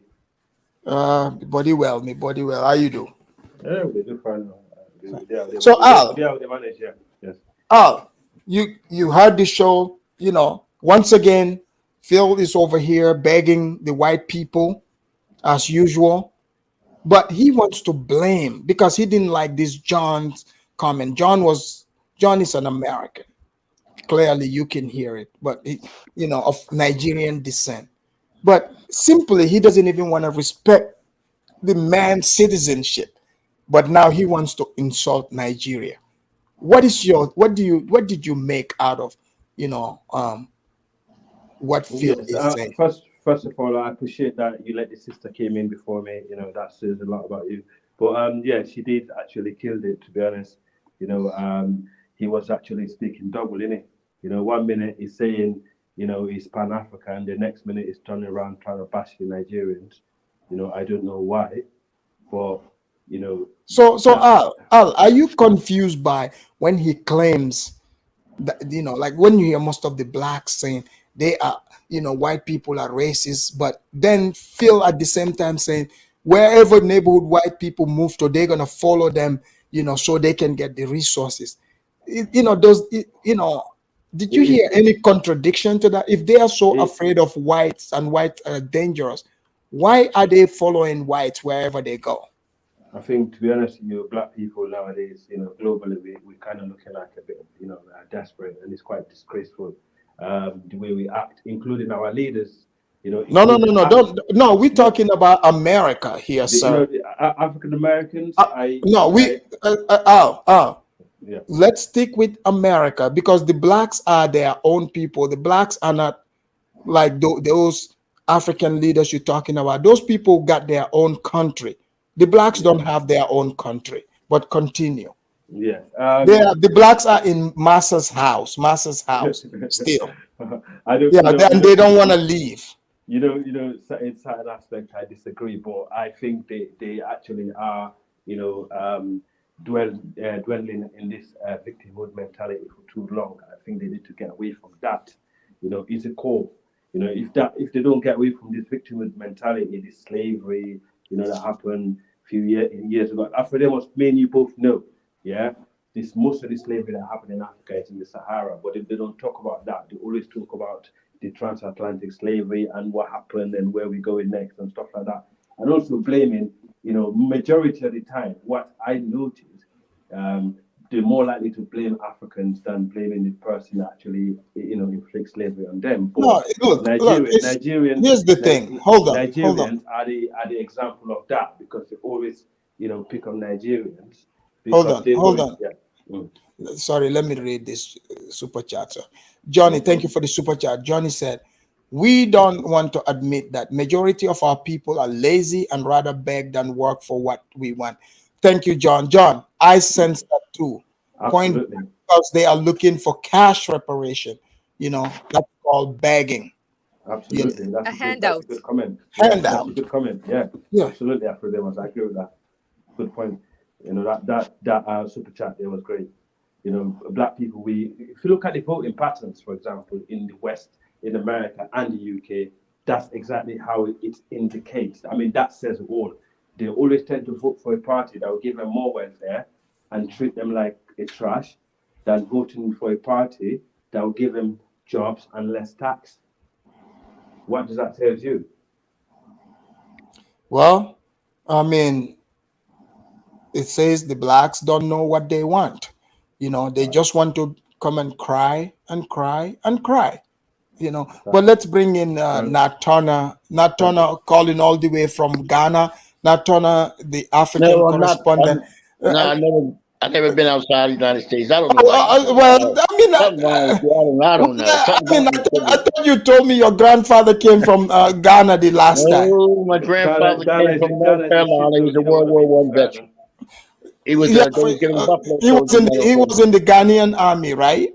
No, he was in the U.S. Army. He got Buffalo Soldier. They were still giving black soldiers Buffalo Soldier medals. Oh, okay. None of y'all ever Nat seen. Turner. Never seen.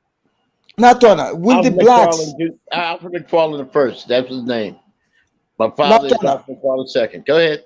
Nat Turner, will you, the blacks, ever stop, begging white people for reparation and acceptance? What do you guys want from the whites? Oh. It ain't that we want from the whites. We want from the U.S. government made money for Century's office. We want money back. Now, how did they make money off of you? Let me tell you something about reparations. With how silly y'all are. When you get your leg broke, academic, somebody run over your leg. You want to go to court to get what? Reparations. Did you break your leg? Reparations, yeah. You'll go to court and sue for reparations. Now, reparations is given out 7 days, 5 days a week when courts open, all year, every year in the United States. Reparations is repair from injury. Not trying this country, what it is that y'all don't qualify to even speak on that. No, Turner, I can speak on it because I am an American citizen. I'm a taxpayer in this country. Yeah, so, but you're not a taxpayer. You're paper American. I'm a real one. Okay, fine. So, Nat Turner, do you enjoy America? Do I enjoy it? I supposed to enjoy it. My family built on it. No. Do you love America? Do I love? Let me put it this way: I'm an American citizen, and that's it. But do you love African? I'm not no African. Okay, so you see, Nat Turner, that means, Nat Turner, you got your reparation because you get to live in this beautiful country built by the white man. That's for you. I didn't get to live in a beautiful country. Let me finish. My family was back then. It wasn't no beautiful country. It was a bunch of wild animals. Okay, all right, mosquitoes, malaria, all that. We chopped the weeds down. We cleared the land out. We did all the work, and we made America. There was no magician, white or black, that made America. So Nat Turner, hold on, let me finish. Nat Turner, so you love America. You would. I don't love America. This is all I know. All right. Okay. Y'all love it because y'all coming from a shithole. Okay. But it's not my fault. It's fine. Not my fault. Okay. A dirt bag. All right. All right. Leaders are corrupt. The Nigerian doctors ain't get paid for the last 24 months. Hold on, Nat Turner. You gotta let y'all come here and y'all. Fine. Nat Turner. Fine. Let's say that's all true. What I'm asking you is, what I'm asking you, fine. We are from the ish old countries, but now we are over here, right? Yeah. In America, we're building America. We're getting free. You ain't built nothing. It's already built. No, America is still already here. America is still being built. The food stamps you get was already here. No, I don't receive food stamps. A lot of your relatives do. A lot of your buddies, a lot of your countrymen. I know projects nothing but goddamn Africans in there because nobody can live with them. They so damn. I can show you private projects and nothing but Africans live there. Hold on. Because nobody can live with them. Hold on, Nat Turner. Can you name the cities that the blacks built? Name them. I'll wait. Every last one. Nope. We built which cities did you the blacks build? All of them. All of them. Yeah, but that's not true. That's not true. Let me ask you something. That's not true. Think slaves was sitting down drinking lemonade on the porch? No, they were in the south picking. They were in the south picking cotton. Picking cotton, pulling weeds, hauling water. building Didn't do, California didn't have slaves. Missouri didn't have slaves. Chicago didn't have slaves. Yes, they did. No, they did not. Yes, they did. No, okay, hold on. Let me.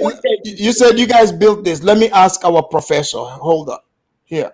The fake professor or real? Wall Street was built under Jim Crow. I'll let you know what they built, what they did, what they gained. You wanna live off somebody else's law. What they built, what they did, what they gained. You wanna live off somebody else's law. What they built, what they did, what they gained. You wanna live off somebody else's law. What they built. So now, Turner. Yes. So now, Turner, you want to tell us that you, the Blatts, were just these great builders, and then now you've lost your building skills. No, we haven't. So why aren't you building now? You know, building costs money. Let me tell you something about building. Wait. You have so much excuses. One of the things. Okay, immigrants are the ones building America. Talking and never been there. I did demolition, and I've got bricks in the yard that was in the yard that we had, which goes back to before the Civil War, when blacks made bricks. They was from black slaves. They did more than cotton. Okay, not Turner. Fine, okay, not Turner. Right now. Hold on, not Turner. Right hold on, not Turner. This is what I'm asking. I ask the skills. You went to money. If you have skills, you don't need money. Your skills would bring you that money. All that shit costs. No, your skills. Hold on. You see the Hispanics that come here. The Hispanics. They are building America. Every construction. It was already built. No, America. Not Turner. America. Not Turner. America is being built. The high rises in New York. Who built those? Engineers. No, who built it? Carnegie Steel. Oh, no, I didn't say what kind of steel. Who built it? Native Americans. So you don't even see you want not Turner. Native Americans, immigrants. No, there was it wasn't anybody tell you the Native Americans. They definitely was in heights. Definitely wait. They were good at heights. No, the white people built it. The whites. Money built it. The Irish Okay. built it. Hold on. Money built everything. Immigrants built it. Immigrants from Europe built it. Now, Americans and whoever wanted to work. Whoever wanted to work. Hold on. Let's bring in Ikem also. Ikem, are you there? Yeah. Ikem, welcome to the Afridamus Report. Yes. Ikem, as far as you know, can you name cities that were built by the blacks in America that you know of? I'm not sure, they claim they built the US, but if they really built the US, how come they are not in power? Because I've asked this question to them. Called slavery, they say they built the US, but they don't have power in the US or control slavery, major aspects in the let country. him speak. Yeah. So I just laugh at it. Like now they say they built the US. Let him speak. Let him speak. Go ahead. So yeah, I'm just, I'm saying is it doesn't make sense they claim they built the US if they don't control the US, they don't control the government, the education system, several aspects of the nation, as they claim they built it. If they did, it would be obvious. Right. So are you surprised? Don't you understand? Hold on now, Turner. So are you surprised? Are you surprised to hear Phil on his show somehow found a way to blame Nigeria and Nigerians about their reparation? I'm not really surprised at all, because I've watched the show, several times in the past, and I've noticed, he's kind of a race hustler. He is, he has this victimhood mindset like most blacks do in the US. So yeah, I'm not surprised to by the things he said.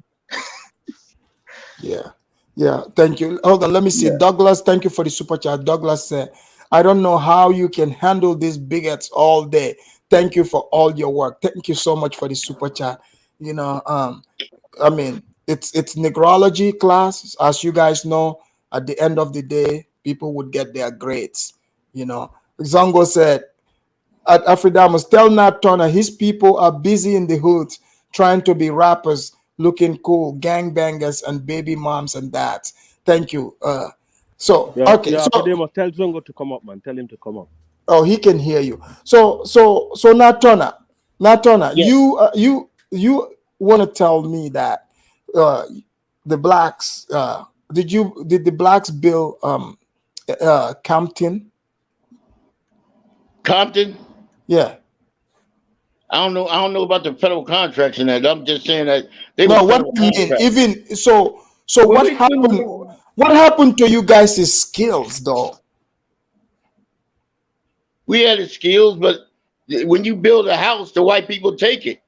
And they had a law. You couldn't take Wait. Listen, I'm trying to tell Where did this happen at? There was law. You couldn't take white people to court. That was actual law after slavery. Okay. Now they could go take your house, steal your stuff. You could not, by law, show up in court. And Now, this if you understand that, this was just happening all over America. Yeah, darn right. Shoot. Let me tell you, the whites, y'all reading the whites when they cooled down. When they ain't had nothing, I'll show your black ass up here. And y'all didn't. Y'all didn't volunteer to come up here. Y'all knew what was going on. Y'all ain't Where? come Where? after the civil rights movement till we cleared the way. I wasn't born. What y'all do? Soon as y'all came here, y'all pulled down your pants and showed us y'all ass. I wasn't born. Y'all showing us y'all ass. I wasn't born. Y'all acting just like the niggers. We didn't know what a nigger was till y'all got here. Instead of being thankful, y'all came over here, turned around, pulled down your pants, and showed us black FBA y'all ass. But not if John. we knew y'all was going to do that, we would have never fought for y'all to come over here. Yeah, I forget That's all y'all do. All day, every day, is show us y'all goddamn ass. So you was the last guy on the last. That's show, all y'all yeah? do. You was the last guy on the last. 24/7. Yeah, that Y'all was just put on your pants and show us y'all ass. If we knew y'all was like that, we wouldn't have spent them in Congress arguing for y'all ass to come over here. If we knew y'all was like that. But when Donald Trump get back in office, the premium black. Can we be civilized enough to actually have a conversation? Okay, hold on. We have a premium black. Welcome to the Afridamus Report. Yes, thank you for having me. And you're welcome to all the dusty Africans in the chat. I'm here to bless you with the real knowledge. Yes. All right. So premium black. Are the blacks ever gonna stop begging white people for reparation? Well, we'll stop begging white people for reparations when you Never. Africans. Okay. Don't interrupt him, Are we please. done with Sorry. this? Don't interrupt him. Let him talk. Thank you. As usual, low emotional control from an African. But now look, we'll stop so-called begging, and I'll get into that whole begging, the way you set that up. When you guys stop begging Europeans and the rest of the world for aid, for refining, for military protection, now you're begging the Russians, right? Putin's got his hand so far up African ass, you can smell his fingers through your nose. So now, you guys, when you guys stop begging, then we'll start. We're actually not going to stop asking for reparations because that's what we're due. Just like many West African countries that do reparations. African countries do reparation. What would that reparation be based off of? Well, the pillaging and raping of resources, and it should be the African locals getting reparations from their leadership, because their leadership were in bed with the people that took advantage of Africa. But if you guys did that, I'd support you. But but don't you as far think as what they call pillaging, or is it possible the Africans were just, just as today, terrible deal makers, and you don't get absolutely. yeah, so you don't get compensated for being a terrible deal maker. You just get what you bargain for. I mean, you have a point there, Aphrodamus. But if there was a situation, well, let's take it to the diaspora. Well, the Caribbeans, all right? Then let's talk about them. But you're right. From an African standpoint, you guys were in bed with the Europeans. So yeah, can you go back on a bad deal? Well, as far as that deal with my people in America, we were the I guess you can call the currency for these deals, which is why we want reparations for the free labor that our ancestors gave to America. And we did build America under duress. So when my Black American people talk this, we built America. Make no mistake, we weren't drawing up what do you call them, blueprints and things like that. We were the muscle, so to speak. And the reason why slavery was ended was because of the Industrial Revolution, and also the English in 1808, who said, you know what, this isn't morally right on one. And then really the real reason, in my opinion, is that with industrialization, you didn't have to pay machines to do the work of 10 people. So essentially we became obsolete. But that doesn't take away from the fact that our people did help build America under duress, and we need to get compensated. Yeah, but okay, let's see. Let's say we go by legal argument, right? Legal argument. They do not owe reparation to the slaves. They bought the slaves. That's what they bought them for. So what would be the legal recourse here? What would be the argument? A man goes, he buys his machine, for example, because I know it sounds like that people are not gonna like that, but that's how it was looked at, and it was legal.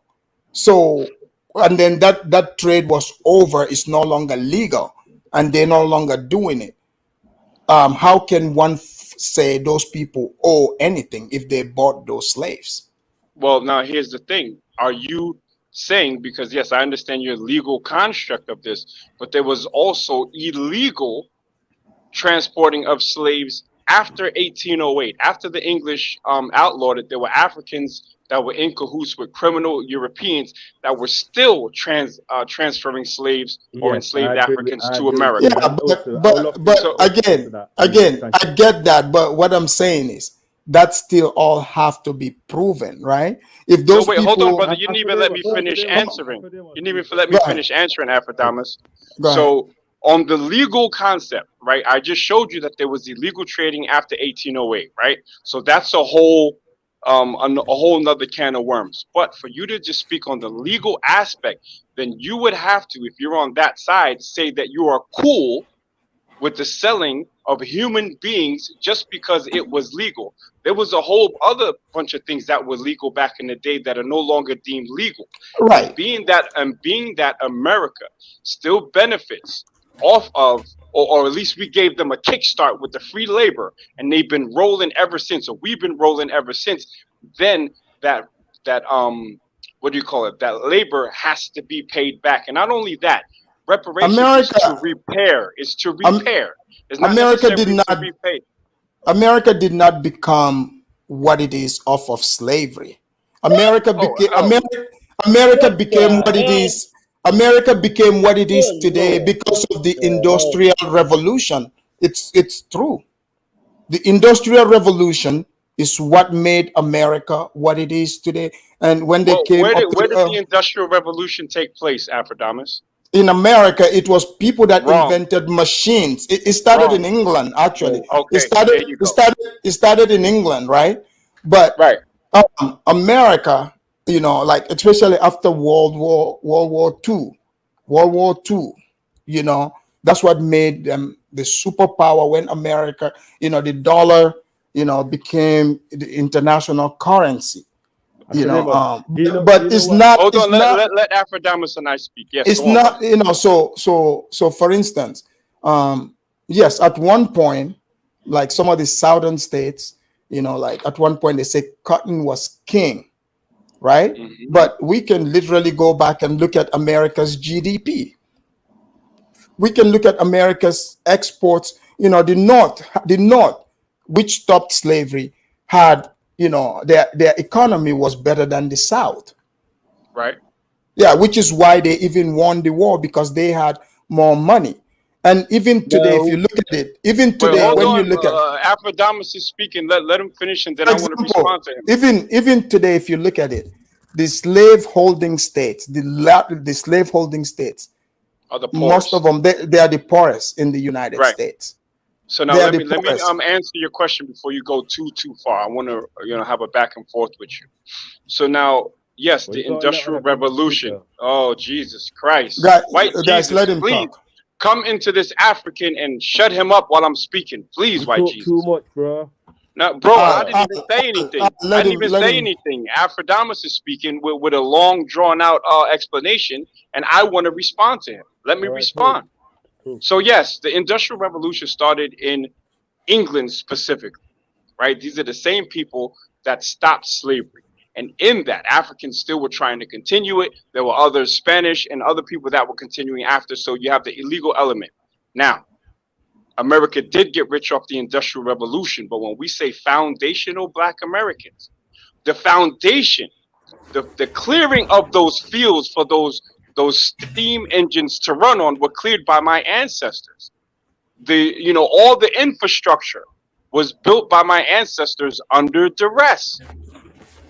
And even after the Industrial Revolution, well, actually, yes, shortly after, because I think it was in the mid 1800s.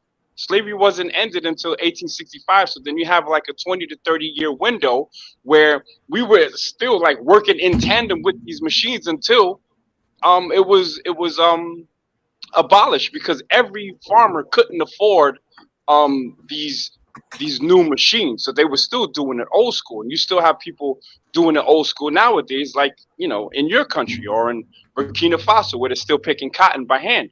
So it's I have a farm there. I own machines. Well, okay, that's cool, but not everybody owns machines, and that's my point. So let me ask you a question. Let me ask you a question, Afrodamus. Do you think that people should be that free labor is just?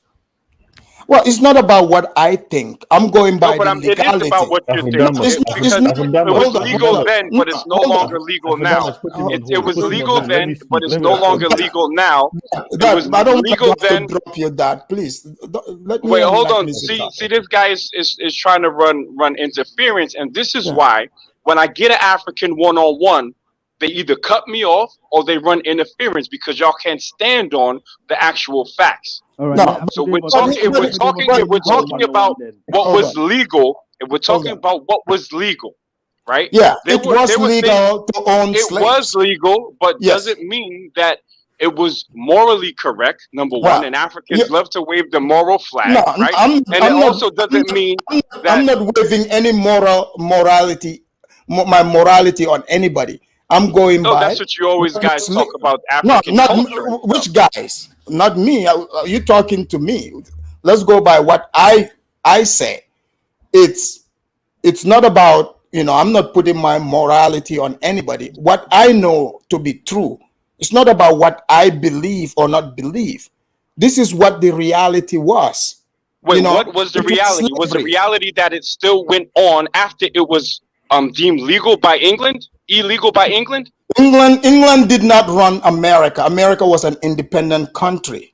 When did America become independent? America has been independent since 1776. Right. So now when did England abolish the slave trade and make it illegal to transport slaves transcontinental? Well, they did it 1831, and England. It was actually 1808. It was 1808. It wasn't 1831. It was 1808. Well, they proposed it. I'm talking about, you have to remember, England doesn't have any power over America. America, it's its own independent country. So it was legal to own slaves in America. That's my whole point. Yeah, but just because it's legal doesn't mean that just because it was legal at that time doesn't mean that they don't owe a debt. No, Being legal doesn't mean that you don't owe a debt. It's a slave trade. You cannot owe a debt in a trade. That's not a debt. No, the traders, the purchasers, and the buyers can't say that, right? But when the people, Jesus Christ, Aphrodite, why you study cutting me off, bro? Let's have the conversation. Hold on, let me read this real quick. Hold on, 1 second. 1 second. Yeah. Read that so you can escape this ass whipping I'm about to give you on this panel. Hold on. Not easy. If we're gonna have conversation, like you are just all over the place. I don't know what you are thinking.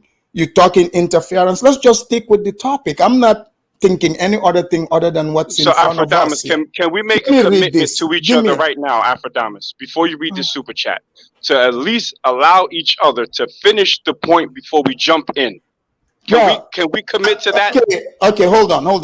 Here's the thing. Sometimes some of these people would cut in. That doesn't mean you distract. I'll just tell them. No, I'm talking about you and I. I'm not talking about the outside noise. I'm talking about you and I. Here's the thing. We cannot take the whole show, but we would allow other people as we go. Give me a second.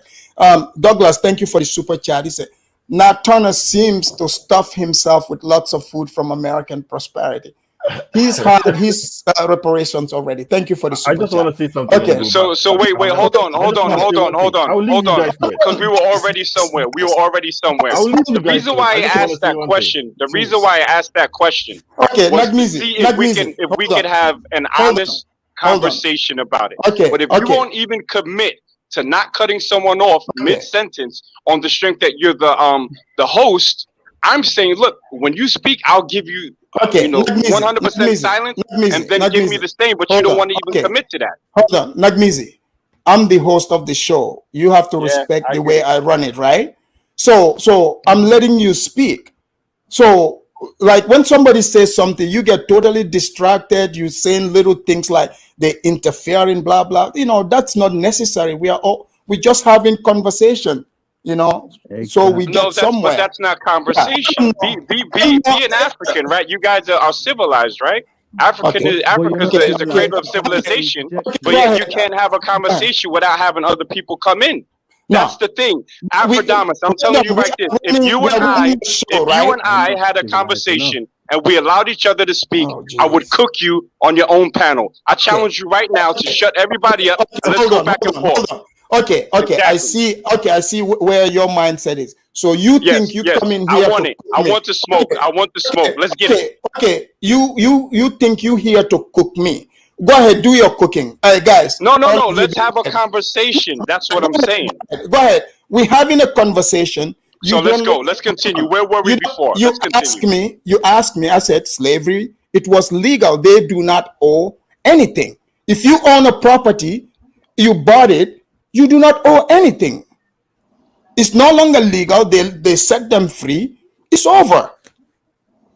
You don't qualify to say that. You're a foreigner. That's the reason why. You don't qualify to say that. Yeah, that is not none of your business. That's what we're saying.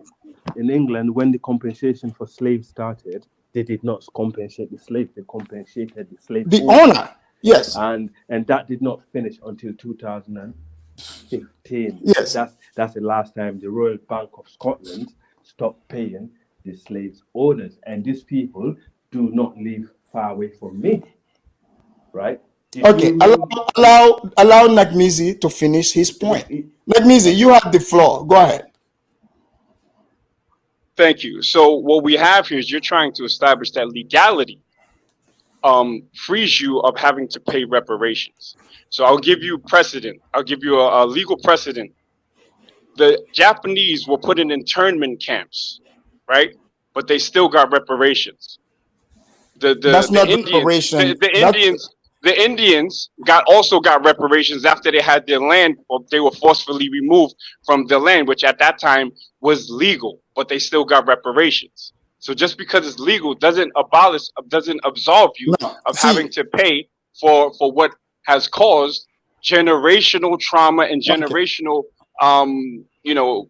things that need to be repaired.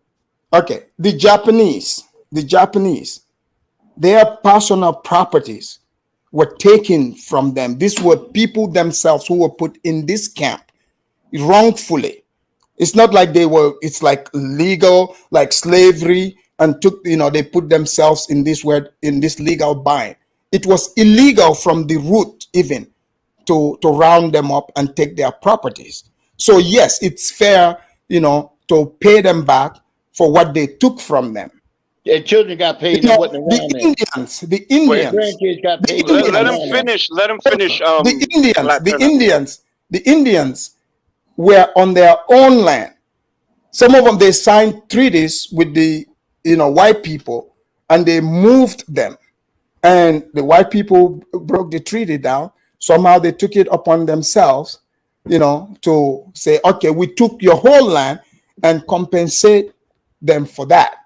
Slavery, on the other hand, is different. It's not like these white people came to Africa and kidnapped these people. They were sold. It was that was what they used to do. They traded these people from that continent. Slavery was all over the world.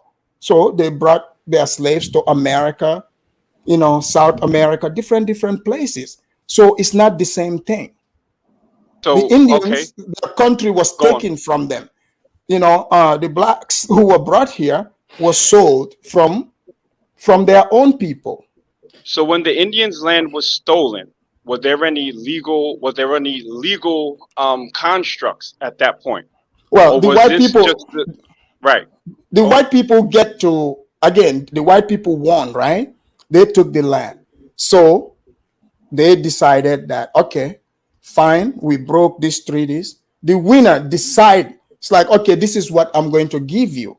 Okay, Abraham Lincoln, when he did the Emancipation Proclamation, that's why they compensated the slave owners, because their property was taken from them. So they had to compensate them to free the slaves. So the state took the burden and paid for the slaves to be free. So now, to the Indian context, like I asked, was there a legal precedent that it was okay? The Indian, it was their land. What was taken from the blacks? Wait, well, hold on. I'm asking you, was there a legal precedent on the books that said that it was illegal to take them from their land? Well, again, like I said, no, there was not. There was not. I get. Brother, please let me finish. Please let me finish, because I'm making my point, right? And I'm going to give it to you. Okay, no, but I already know the answer. Before I forget, there was no legal precedent for it. There was no legal precedent for it. So the legal aspect of it, the legal aspect of it. But you cannot overtalk me, though. If you ask me and you see I'm answering. Okay, go on, brother. Go on. Here's the thing: the Indians that you compare to the slaves, it's not the same. The slaves did not. Nothing was taken from them. They were bought from Africa and brought here. The Indians, this is their countries, their land, that was taken from them. So the winner, which is the white man, they know they got to live here, and the Indians are here. They're not going to wipe them all out. So they decided on their own and said, okay, this is what we will give the Indians, because this is their land. It's not the same thing. These African slaves were brought here as a product. They were bought and brought here. They didn't take anything from them. Finish. So now let me respond to that. That's why the Emancipation Proclamation, when that was written, they had to compensate the slave owners because their properties were taken from them. So how do you legalize land ownership? Like, what do you mean? In the time of the Indian. Hold on. In the time of no, but brother, see, now you're still talking. Let me respond, though. It's not the same thing. Because you know where I'm going. That's why you're trying to stop it. Okay, go ahead. Right? You know where I'm going, so you're trying to stop it. I have no idea, but go ahead. I'll let you say. Then why would you continue to stop me mid-sentence then? Why would you continue to stop me mid-sentence? Just go ahead. Go ahead. People are listening. Okay, thank you. Go ahead. So don't cut me when I'm about to explain to you. We are listening. So let me say it. I'm not going to ask the question. I'm just going to state it. The legal way that you can show that you have land is through deeds. The Indians didn't have deeds on this land, but we understood it to be theirs. So legally, they didn't really have any foot to stand on, but it was their land because they stood on it. The white man took their land, put them to, and then basically moved them off of their land, and then decided, you know what, we're going to pay you reparations. So the legal argument, there is no legal European basis on legality of their owning the land, because the Indians didn't work on a European legal system. Now, to your other point about the Africans being sold over here, and you said land, right? The Africans also had land. The enslaved Africans also had land in Africa that they were taken away from. That land was that land. Wait, hold on. That there was no proof. Come on, y'all went to their kingdoms. Y'all went to their kingdoms. People took them off of their land. No, there's no. Brother, please let me finish and then destroy me. I'm just trying. Just let me finish it. Just let me finish it, though. Just let me finish it, though. Just let me finish it. Let me finish it. They owned those lands back then. The people they did not own it. Go ahead. Let me finish it, though. Okay. There were also kings and chiefs that were sold. Hold on. There were also kings and chiefs that were sold into the slave trade. So this is what I'm saying. Those people owned land as well. So the Africans and the Europeans were in cahoots to sell those Africans to the Europeans, and the Africans were in cahoots to sell those people to the Europeans, and then they took their land, right? And then they expanded. This is how empires were expanded. So, like I said, the Africans and the Europeans were in bed. So if reparations are to be paid, honestly, Africa can't pay anything because they don't have two nickels to rub together. But the land that you're talking about with the Indians is the land that the Africans that were enslaved had in Africa. So no, they did not own. They did not own land. No, you can't say that. You can't say that they didn't own land. You can't say that. Hold on, let me finish. Let me finish. Hey, Natona, stop interrupting me. Okay, you went around the circle. You still cannot pinpoint the legal. How you are owed. I'm just saying it's not the same as the Indians. The Indians owned a country, they own a land. So the land claim you're saying, if you believe that the slaves back then owned land in Africa, you can go pinpoint that place and fight for it. But legally in the United States, you cannot claim reparation because those people bought slaves. Well, you can, but I'm just you can. Indians couldn't prove land ownership either. From a legal standpoint, they couldn't, because they didn't use the deed system. They didn't use the deed system. Well, they didn't. Again, what I'm saying is, it still did not disprove my point. Because you're coming from. Hold on, you're saying the Europeans and the Africans, were in cahoots. Obviously, it was a trade. It was two groups trading with one another. So we cannot sit here and pretend like it wasn't a trade. So the Africans are not even in this equation. We're talking about America. They are in the equation because if it wasn't for the Africans, our ancestors wouldn't go to America. I'm not an Olmec. Hold on, let me read this out. No problem. Acadia, thank you for the super chat. Acadia said, the whites gave the natives legitimacy with treaties they then broke. Exactly. That's what I read too. They agreed, they signed papers, and the whites broke it. So it made sense for them to pay them back. But let's allow Al, say what you gotta say quick. I got two speakers who did not speak yet. Afrodemos, this let me just interject. Let the dusty African interject here. Who? I live in this. Let the dusty African interject. I'm talking to Prime American. Okay, wait. Before you start that one, let's allow new speakers also, and you can respond to that. No problem. Okay. All right. Calm down. Are you there? Can I? Do you want me to go first? Hi there, are you ready? Oh yeah, I'm ready. Where you calling from? Calm down. I'm from the UK. I've rang into you. I've spoken to you before. Okay. So what's your Nigeria? So what's your take on this? Reparation. Do you think the blacks would ever stop? Begging for reparation? Begging.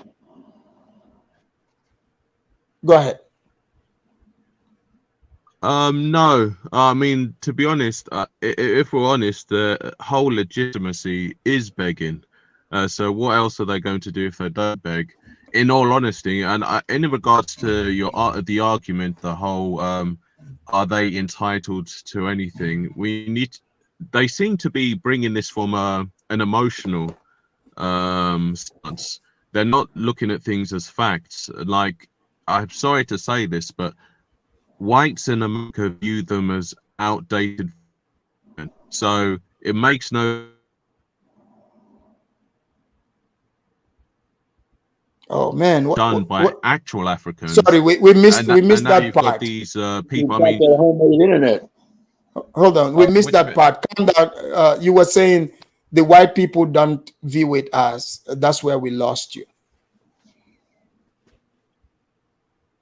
Oh, are you there?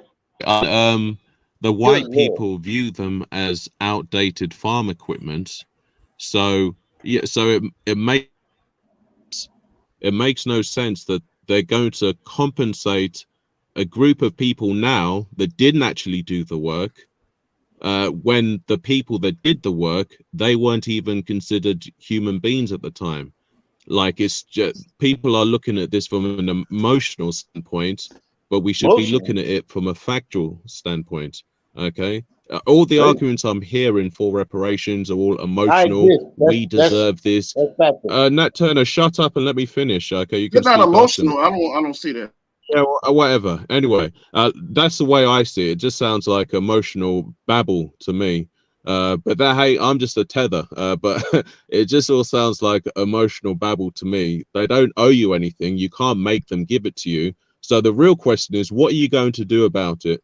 Just like when you say you're not happy with immigrants going to America from Africa, okay, well, you're not in charge of anything. The white people are. So white people are treating Africans a lot nicer than these so-called Black Americans treat Africans. So I'm all for it. So, you know, you're not going to do anything about it. I disagree with that.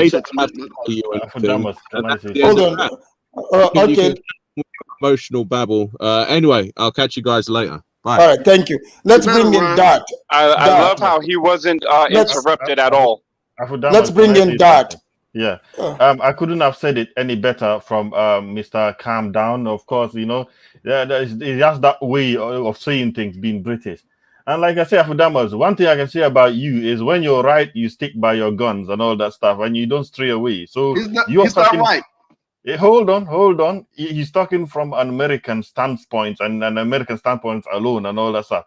And just like I say, we just need to send this. You know, the thing is, yet again, we find people fighting for a futile cause, and they're approaching it from a point of begging, marching and dying and crying till it's over. Why is this slave coming here crying to us about slavery? We should send him back to his owner so that he can cry there. Send the bastard back to his... Your people, the Jallo, were slaves and they grew watermelons. You're literally the OG of slaves. The Jallos were the biggest slaves in Casamance. You are a slave that was growing peanuts, rice, and watermelons. Not my people. You got the wrong information. They're not my people. You got the wrong information. They are your people. You're watermelon eating slaves. That's what you are. He's scared to say anything against anybody not black. He's scared. Hold on, big black. Wait. You're scared of anybody not. You see, he said he was not going to interrupt. You see, Afudamas. The reason why I went against you, Afudamas, is hold on. It's because you introduced this loudmouth bastard son of a slave into Gambia. That's why I was pissed, Afudamas. You understand? This guy just degenerates society. You know, bastards. They don't have no can you slow down with the okay. So some people like he has the IQ of a monkey. They don't have no roots and all that stuff, so they degenerate society. You understand what I'm saying, Afudamas? So the thing with this guy is, why is he should be out? Why are you making it personal, brother? Hold on. You're my slave brother. Your people were sold into slavery too. You're my slave brother. You should be out there crying. You are an ADOS, African descendant of slavery. You are old property. You are old property. They owned you. You are legal property. There is no way that your cause is reasonable. It's not futile. And yet again, at your age, you're wasting your life fighting for futile causes. You are an embarrassment, man. We should send you back to your slave master for you to cry. And your slave master just rejoined the Commonwealth because West Africans specifically can't do shit without the white man. All right, let's bring in Big Black. Big Black. Bring an African in that's actually in Africa. Bring in Big Black. Big Black, are you there? Yeah. Can All you hear right. me? Yes, Big Black. What do you want to add on to this? Yeah, Darth Vader, he's the kind of sellout that welcome the Commonwealth. First of all, I want to get that established. You know what I mean? I like Gambia. I like the Gambians like Yahya Jammeh. I love Yahya Jammeh. But I noticed that once the sellouts get Yahya Jammeh out, all of a sudden the Commonwealth is back. You know what I'm saying? You made a lot of sellouts made Yahya Jammeh he's horrible. As soon as you get Yahya Jammeh out, don't interrupt me. My question to you, Epidemics, is you seem to have a lot of, I don't understand why you have so much animosity for African Americans, but you never say nothing about non-blacks, and yet the Commonwealth is pimping Gambia. Why is the Commonwealth pimping Gambia, Epidemics? Well, first of all, I don't have any animosity against. It sounds like it. You're gonna let me speak? Oh, go ahead, Epidemics. All right. You said it sounds like it, but sounds like and what is are two completely different things. I get it. You might not like the topic, but don't you think it's perfectly okay for us to have this conversation? Because people are making these conversations about Africans and projecting. And even when they say, Africans conspired with Europeans. Well, guess what? Back in those days, slavery was legal. I'm never offended by when somebody said those Africans did that. I don't know who was selling who, but I know that it was legal. It was a legal thing. And all I'm thankful for, I wasn't born during those eras. I have no feelings about it. So it's just history to me. So I'm bringing these topics so people today can be better. Okay? Let me say this, man, because it comes off kind of disingenuous because you talk about the African Americans, right? But you never talk about anybody that's non-black on this channel. Why? Like who? Like who?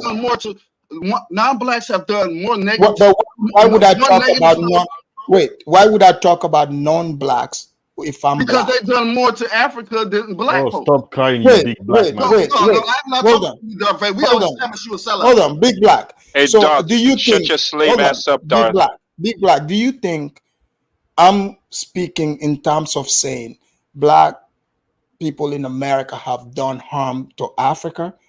Is that? Well, I'm saying, why don't you? I'm saying, like, I would. Your opinion would be more accepted, I guess, if you talked about all, the non-blacks that are causing issues. Like which non-blacks? Well, the ones that got y'all ass in the got Gambia in the Commonwealth. They what? The Commonwealth. What's wrong with it? Okay, so you don't like Gambia being part of the Commonwealth? A lot of Gambians. I'm not. No, that's not true. A lot of Gambians. That's not true. Look, when I was a kid, right, growing up, I celebrated the Commonwealth. But you're a sellout, so that don't matter. Then I guess me and all of we love the Commonwealth. We love going to the Buckingham Palace. Jammeh had a big following. Well, because Epidemics is trolling, man. He's trolling, man. Yeah, I know the people that voted for Yahya Jammeh didn't like the Commonwealth. Y'all voted to get the Commonwealth. Look. First of all, here's the thing. Big Black. Let me say this, Big Black. First of all, Yahya Jammeh, you are telling us. So we should just let a Pookie that was gonna get us bombed be in charge. Yahya Jammeh was showing strength. No, wait. So Big Black, wait. Hold on. Hold on, Big Black. Let me ask you. Answer this, Big Black. So you are telling you admire a Pookie that always antagonizing white people. Wait. He wasn't. Oh, so you just like it? Wait, you just like him because he? I Wait, like you him, like no, him I like because he wanted the wait. best for Africa. He was a Pan-African, Oh, right? oh, That he. spoke Yahya against. Jammeh used to target No, hold on. Let me Nigerians talk, and man. Okay, killing them You're daylights another seller. I'll and his catch you own on another people. show. Let me okay. Hold on, Big Black, Big let me Black. talk. Let me talk. Okay, So, stick with the topic. Okay, what's the I topic? need to speak, so hurry up. so you don't know the topic. You a sellout. You know if I catch you on another show, it's your Okay, ass. Big Black. Let Al speak. Since you don't know the topic, go ahead, Al. Right. First I of know the all, topic. I finna speak Afrodemus. on the topic. Yes. Right. Go ahead. First of all, Afrodemus, as we mentioned earlier, when slavery ended, they did not compensate the slave themselves. They compensated the slave owners, and the city where I live is where a lot of the slaves were brought from Sierra Leone, Gambia. It's there. If you go down there, the plaques are there. Francis Drake, Edward Colston, Barclays, Cabot, all these guys were from this town, yeah. And what happened is, before the Englishman started going to Africa, in fact, let's go back. How did we actually end up in this situation? It was during the tribal wars. A lot of the slaves that was captured, they was pillaged during the tribal wars. And we all know Afrodemus, when they're captured as a slave in Africa, there was slaves in Africa as it was before white man came. But one of the tribes decided to get the Portuguese to come in as a mercenary, like how we got Wagner in Africa today, to go and fight for, in the tribal war to help them out. So that's when the Portuguese got comfortable in basically having more gains in Africa. Then they realized these people are actually soft. We got more power than them. But the Irish in this city, in Bristol, yeah, the Irish was sold, for example, I'll give you an example. If there was one Irishman, there was one black man, the Irishman would be sold for £10,000 and they will buy the black man for £20,000. The reason why that is because the black man will last longer in the plantation in America. Before they started transporting black slaves to America, it was the Irish that they was transporting over there. So you can see, it was a global phenomenon, right? Right. Okay. I mean, the Indians were enslaved. I'm talking Indians from India. That's how you find them in Fiji. Even in Uganda, they brought them there to do the railways. In South Africa, it was all over the world. Exactly. And in terms of, let me just remind the premium black, Wilberforce, the town where, in fact, one of our family member in Freetown, his great grandfather, a Fuller guy, is the one that sold, half of the land to the British, to where Parsifal Street and all that in Freetown as we speak today, for them to build some of the institution to actually end slavery, right? Wilberforce in Freetown was the base to stop slavery in the Atlantic. That was the British that initiated that started it in this city where I live. Yeah, so they send ships along the Freetown, like Sussex, Gloucester, all this area were based to stop slavery, because Nigerians were still selling people illegally. After the British abolished slavery, they was doing it illegally. In fact, some of them that was caught in the Atlantic, was massive amount of Yoruba people from Nigeria that was being sent to the Atlantic after slavery was abolished.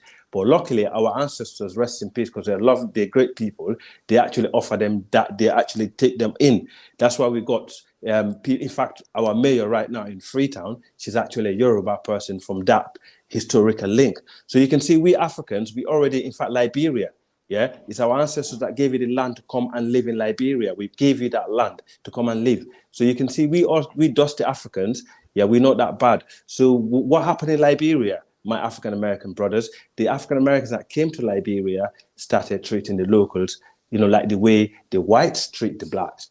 That's how the war started in Liberia, right? All right, let's bring It's called payback. It's called payback. So is that your plan? So, well, now, you know what, Afrodemus, this guy is so honest. I like to hear his opinion.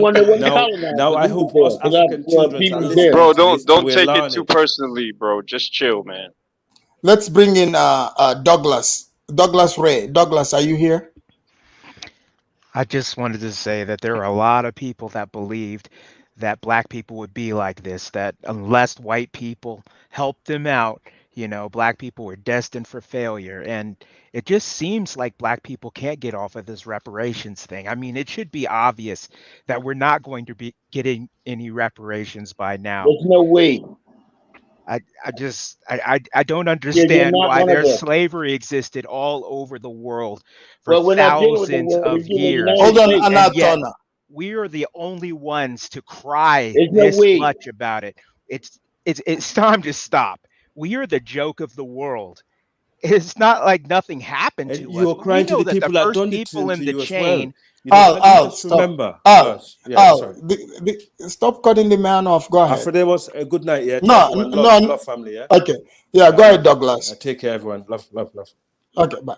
Run. Just Go ahead, saying Douglas. that we have a whole world of slavery. It's still going on today. We've got a Right. movie about it right now. And Mm-hmm. yet we are the face of slavery on purpose. It's just like we want to be victims knowing that we're not getting anything out of it. And I really think the world is getting sick of hearing it. I mean, I really think that, like you said, the world is starting to turn against us because like, for example, we were bombing just like the white people No, at right. first. Yeah. It, He it, fought in it's the Vietnam War, World War One, World War Two, the Spanish American War, the Buffalo Soldiers, Iraq, Afghanistan. So it's Yes, like, sir. you lost your innocence. Yeah. And like we've been hearing the news about the lady in Dubai getting thrown in jail. I think people are getting sick of Yeah. listening to us, be victims. All over the world they've heard it, and they're just getting sick of us being victims. So, but I'm glad you're bringing awareness to it because somebody needs to. So Thank you. Thank thank you you, very Afrodamus. Thank you. All right. So we're gonna do our closing statements. Nagmizi, did you have something to say? No, I'm good. I Okay, can let's listen do. quietly without interrupting. Oh, Dart, did you have something to say, Dart? I have made a profit today for selling the premium black the big bad Mizi. 20 cents profit. It's not much. It's not much, but at least I'm worth more than 20 cents, brother. it's I'm not worth. much. It's okay. Have you seen my hair? Damas. I don't have Jared hair. I'm worth more than 20 cents. Hold on. Have you seen my Damas, muscles? I'm drawing up the legal papers. Hey, you're a good worker. You're a good worker. I'm drawing up the legal paperwork to give to Mali Boy. Mali Boy Throw wants to buy it for throw 20 yourself cents. in there too, because your people were slaves too. My people were never slaves. Throw yourself You got in the there wrong too. Make it a the 2 for 1. Trans Moise. Make it a You 2 got the for wrong 1. A premium and then just a We're discount selling slave. it for 20 Right, cents. Maybe you can do housework. Maybe you can do housework. I'll send you the paperwork, Mr. Mali Boy. I'll send you the paperwork, the legal contract. Yeah. At Of least you course. understand. Hold on. Guys, okay. Let's do our closing statements here. Big Black, what do you want to say in your closing statement, Big Black? Yeah, the guy said we look like victims asking for reparations. I mean, well, there's a lot of people in the world that that the world doesn't like when they talk or whatever. So that's that's no sweat off my back. I think we look more like fools when we argue, when the continental blacks argue against the diaspora blacks about reparations. We look like we're not on code. We look more like fools doing that. So I do I believe that we will ever get reparations? I don't know, right? But we have the freedom of right to express our opinion about reparations, and we have the freedom to ask for reparations. I think when other black people from other countries talk against reparations, it makes us look silly as a people, as a whole, because whether you want to believe it or not, when they look at black folks, whether they look at us the same, whether continental Africans or Africans in America or Africans in Brazil or Africans in the Caribbean or wherever, in Britain too. They look at us pretty much the same. So let me ask you this real quick. Do you think, in your estimation, how many Africans or other blacks here in America from the Caribbean or where else, how many, let's say in numbers, percentage wise, how many do you think, if they are asked genuinely if blacks can get reparation, how many do you think will say no? No, I would think honestly, I think a few would say no. I Like think a few what would say no. percentage? I'm talking, because my point is, this is not even an argument amongst foreign blacks, but the race hustlers are the ones trying to make it seem that way. So in that way, with the way people are coming, you lose support from the people that you are asking to be your ally. Well, I'll put it like this. There have been a lot of people on Twitter that are not African Americans, right? That would not be considered FBA on paper or ADOS on paper. That have, said a lot of bad sentiments towards African Americans. I think the people that ran with it, it wasn't that big to be ran with, right? It wasn't that big to be all over YouTube. To me, this is my personal opinion. So I think there was a hand, what I'm saying, in that's non-black that pushed that particular agenda for us to, go back and forth. Okay, before you leave, let me ask you this one last question. Do you think the Irish should get reparation? I haven't looked into the Irish situation to really. Well, they were indentured servants. Pretty much, they were slaves. They were the first slaves they were bringing here before they brought the Africans. But you know, indentured servants is a lot different from slavery, right? No, but they were slaves for 7 years. So and some of them, they were smuggling them, young boys, and some of the poor English. Do you think they should get reparations? Because some of them were enslaved here. I think African Americans deserve reparations more than the Irish. I will say that because we've been enslaved a lot longer, and a lot of things transpired into slavery.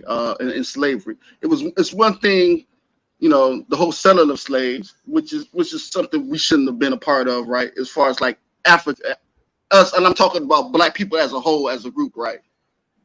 But when we got over here, man, we went through a lot of stuff. It was, a lot of different things that the Irish didn't go through. A lot more than the Irish didn't go through. So I think we deserve reparations more. Now I haven't, looked into the history of slavery with the Irish to make a decision on that. That's fair. That's fair answer. Thank you, Big Black. Thank you. All right, now Turner, closing statement. Well, here's the point. That's none of y'all business. That's none of y'all foreign blacks' business. Y'all gonna say no because y'all don't understand it. It ain't none of y'all business. This between us and the United States government. It ain't got nothing to do with y'all.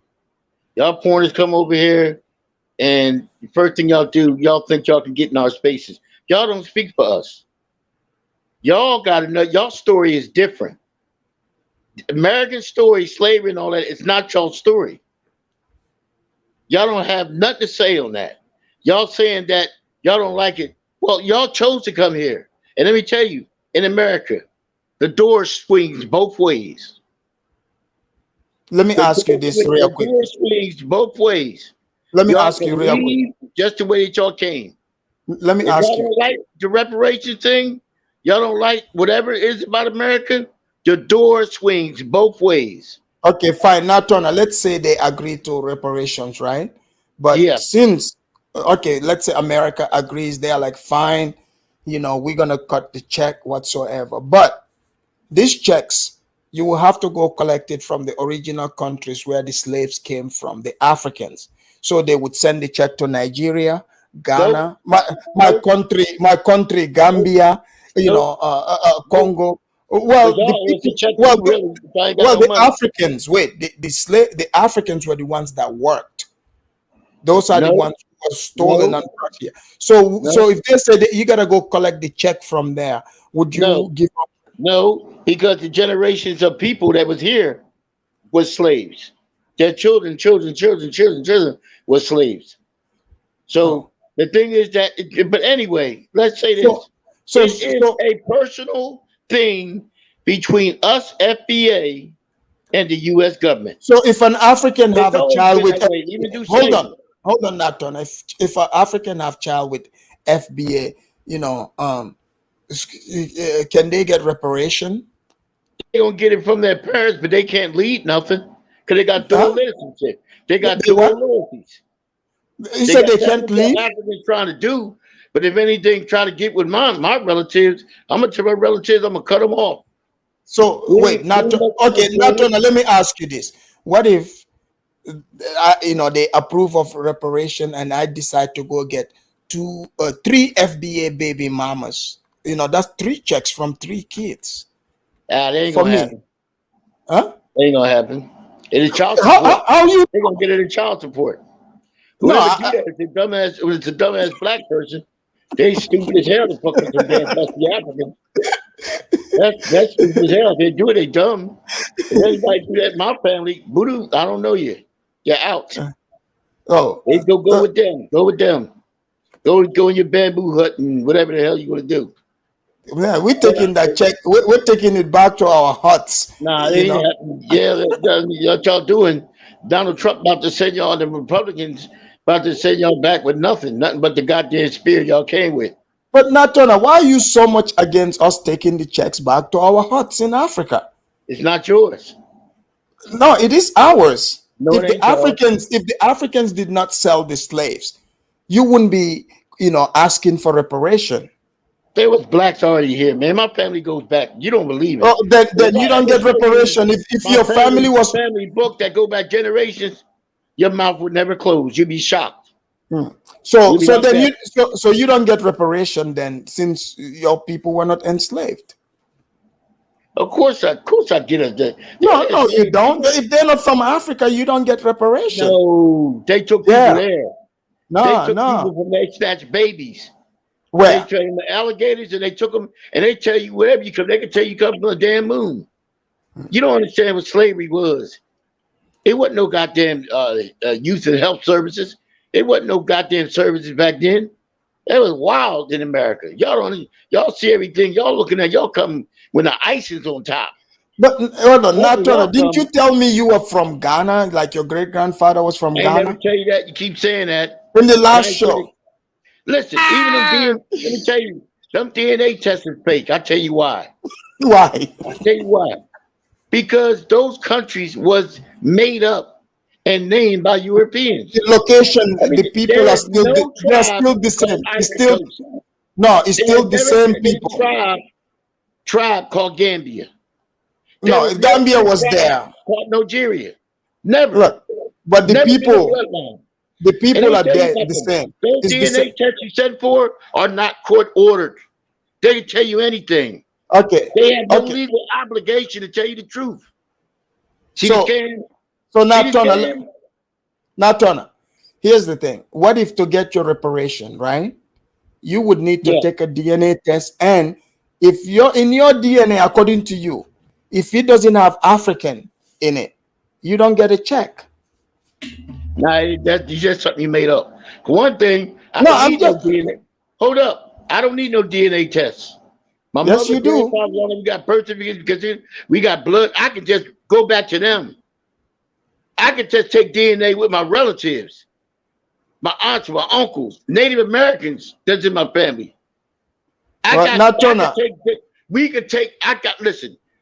thousands of my family members I can take DNA right now. If anybody got to claim my family, they got to prove it by taking DNA from us. DNA. This is 2023. I ain't got to get no 20 SODB when they're not court ordered. I take a court order and do from person to person. That's supposed pretty deep. They don't have to tell you the truth. Those DNA tests are not court ordered. Well, Natona, here's what before you leave, here's what I would tell you. When ICE, like what you said, when Trump comes, they're gonna round up all the Africans. When they decide to do that, make sure you don't go out that day because they might. I'm gonna go out that day. No, they might. They might round you up. I got my family. I got blood DNA. Thousands of people. No, you would. I got brothers to live around me. These are nephews. If you go out that day, you baby. You will see yourself. You will see yourself in Nigeria in the next flight. It ain't nothing to prove who I am. Nothing. Y'all the one got the problem. Thank you, Nathan. Thank you. All right. All right. Nagmizi, you got the final floor. Wow. Damn. Olmec, we got the Olmecs here. Look, I deal with reality. I'm not, you know, I'm like an exotical compared to Africans, but I do recognize my African lineage, or at least West and Central African lineage. But I'm a proud Well, Black American, the premium Black. well, Let me ask you a question, brother. if you don't acknowledge it, you know that is gonna come. So, but go ahead. Well, Darth. I mean, I researched Darth's people, right? The Jalo or the Jolo, You mean the Jola? and the Jola. Yeah, the Jola. They were famous for farming rice and potatoes, peanuts, and watermelon. Like, doesn't that, when you think of watermelon, don't you think of my people? Like, he's literally the OG of slavery. You know, they grew the rice, but they couldn't cook it. That's why he's not from the Jolof, but the Jola tribe. They weren't even smart enough to create fire. But anyway, Aphrodamus, the number is 52.64. Does that mean anything to you? 52. 0.64. What is that? What is significance does that have for you? No significance. Well, it should, because that's the Gambian IQ. Oh. It's slightly higher than that of a monkey, and I'm serious. It's like, and the Senegalese have a 77.86 or something like that. Oh. So Darth, you know, and he comes from the region of Casamance. I can't argue with a guy that's only slightly smarter than a monkey. But as far as reparations go, I think we deserve it. Absolutely. Am I going to hold my breath and wait for it? Absolutely not. You know, there's a reason why we are the premium Blacks, that we are the face of Blackness. And, you know, we helped you Africans get into America, you know, with legislation supported by the white man. Obviously, we can't do anything without the white man's help here because of what you guys sold us into. But you guys know the white man better than us because y'all had contact with him first. But y'all didn't learn nothing from him except his names, his religion, but not how to build. But brother, I appreciate you having me here. You know what? One day we should have a show about whether Black Americans come from Africa or are they descendants of Olmec Indians, because the brother that was just on looks like Akufo-Addo, like for real, like he's straight West African. You know, you did say you came to cook me and you saved it for last. You did really cook. You did cook in the end. Thank you, brother. Thank you. With you and I, it's always, you know, gonna go back and forth, but there's always a level of respect, even if it gets a little spicy. Oh. You know, you come from your point of view, I'll come from my point of view, which is why I said, look, we're not the same. The other brother, Black Americans, said, yeah, we're all the same and we're not on code, brother. There is no code. There is no code between Blacks and Black Americans and Black Americans. There's no code with Africans and Africans, no code with Europeans and Europeans. The code depends on the situation. And right now, if you're not worrying about the money code, then you're gonna be lost in the sauce. So get money. If we get the reparations, we get it, but focus on educational and financial excellence, man. And that's what it is. Exactly. Thank you very much, Nakmizi, for coming in. And they're telling me that I gotta, put you on the discount section. The discount Black section. I see. They were doing a slave auction. They were doing a Nakmizi slave auction. But you're joking, right? No, I'm dead ass. Molly and Darth, and even that mulatto Amilcar was kind of chiming in on it, and Jude, which is funny because Jude claims that he's an Israelite, so he has like actual, slave voyage envy because his people were he wasn't taken, so he's just mad or whatever. Look, if you're gonna try to put a price on me, so who bought you? Who bought you? Who bought you? Hello? Have to be a 2-for-1. I'm gonna throw up, because even the slaves with one short arm could do something. They could sweep the floors or something. So, look, you guys are the original slaves. Africans are the original slaves. So when they throw that at me, I throw it right back at them. Well, that's why the check has to go back there, because the slaves came from there. So I wouldn't say that. You can't. Now, brother, come on now. yeah, Y'all, drop it y'all, off. y'all, y'all sold us. So how you gonna get a refund? You can't get no refunds. You can't get no refunds, brother. Hey, But you know what? I'm gonna tell you something. You know, we've been sabotaging Africa. In about 6 months, all those boreholes that we built for you guys, they're all gonna rust out. All that stuff that we did for y'all, all them little care packages, you're gonna start seeing that they were all booby trapped. Yeah, well, It's called payback. all I gotta tell to my Nigerian people, get ready, get your computers fired up once the blacks get their reparation check. Send them letters. Yo, exactly, man, brother. Thank you for having me on. Thank you. Shout out to Amilcar, the exotical Portuguese. Shout out to the original slave of the Jola people, Darth, and shout out to the jealous, fake Ambazonia with a French accent that's jealous that he wasn't taken into slavery. And last thing I remember is that the Black American IQ is like 40 points higher than the Gambian. Salute. Thank you. Thank you. All right. That was Nagmizi from the premium black section, but you guys have relegated him to the discount black store. So, guys, great show. Thank you for coming. And the panel was great. As you guys know, the Cryolympics continues. Obviously, we never could come to an agreement. Obviously, the blacks, as you heard, they are determined. They will continue to talk about reparation. They plan on not only shaming the white man for this reparation, they're gonna shame us too. So be prepared to continue to hear about the reparations. The blacks are not gonna give up. They're not gonna relent. And sure, maybe America can eventually say, fine, we will give you reparations, but you will also have to agree to return back to Africa. Yes, we would do a DNA test for you.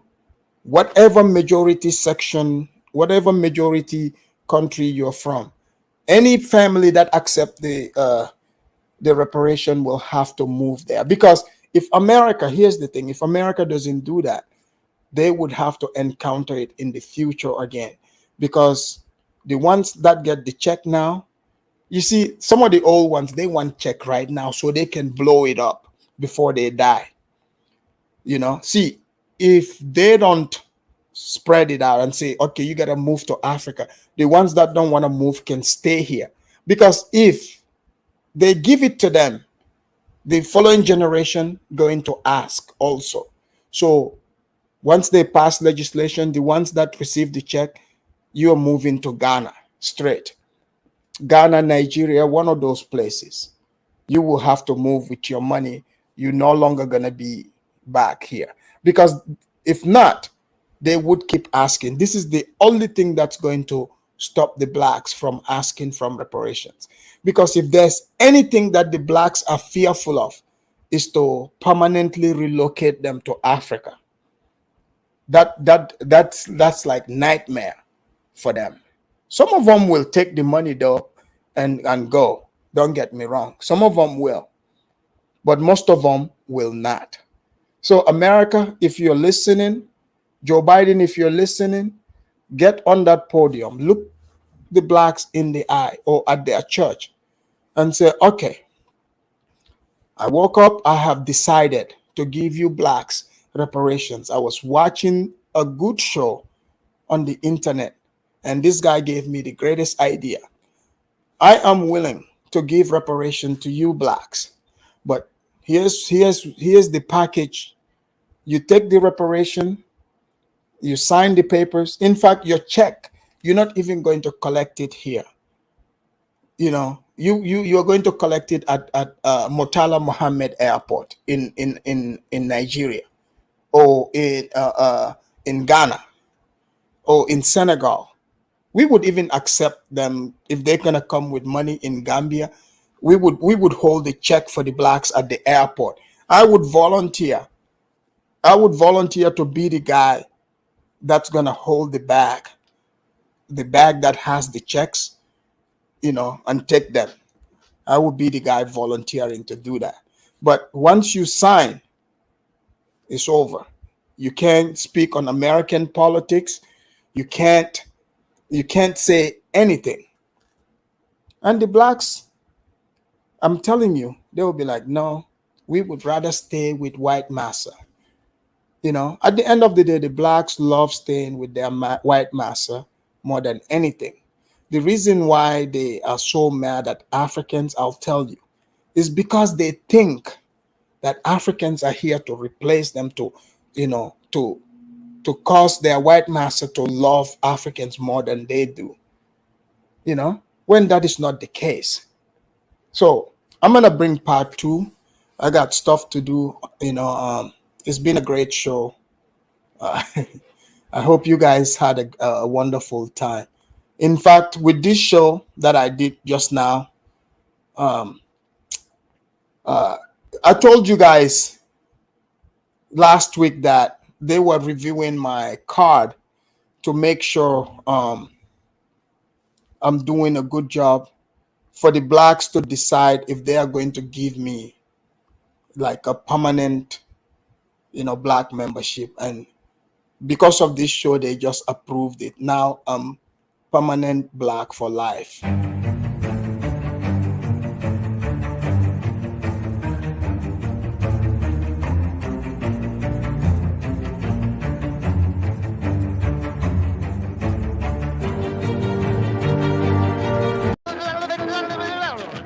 I can do some shuffling too. Look out, man, what you gonna do? Look out, boys, it's coming through. Yeah, man, yeah, man. Boy, he got educated feet.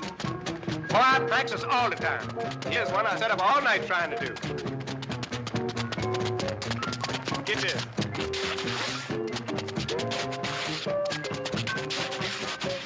When the boat dock is Memphis, you should get yourself a job in one of them Beale Street cafes. Boy, you've been reading my mind.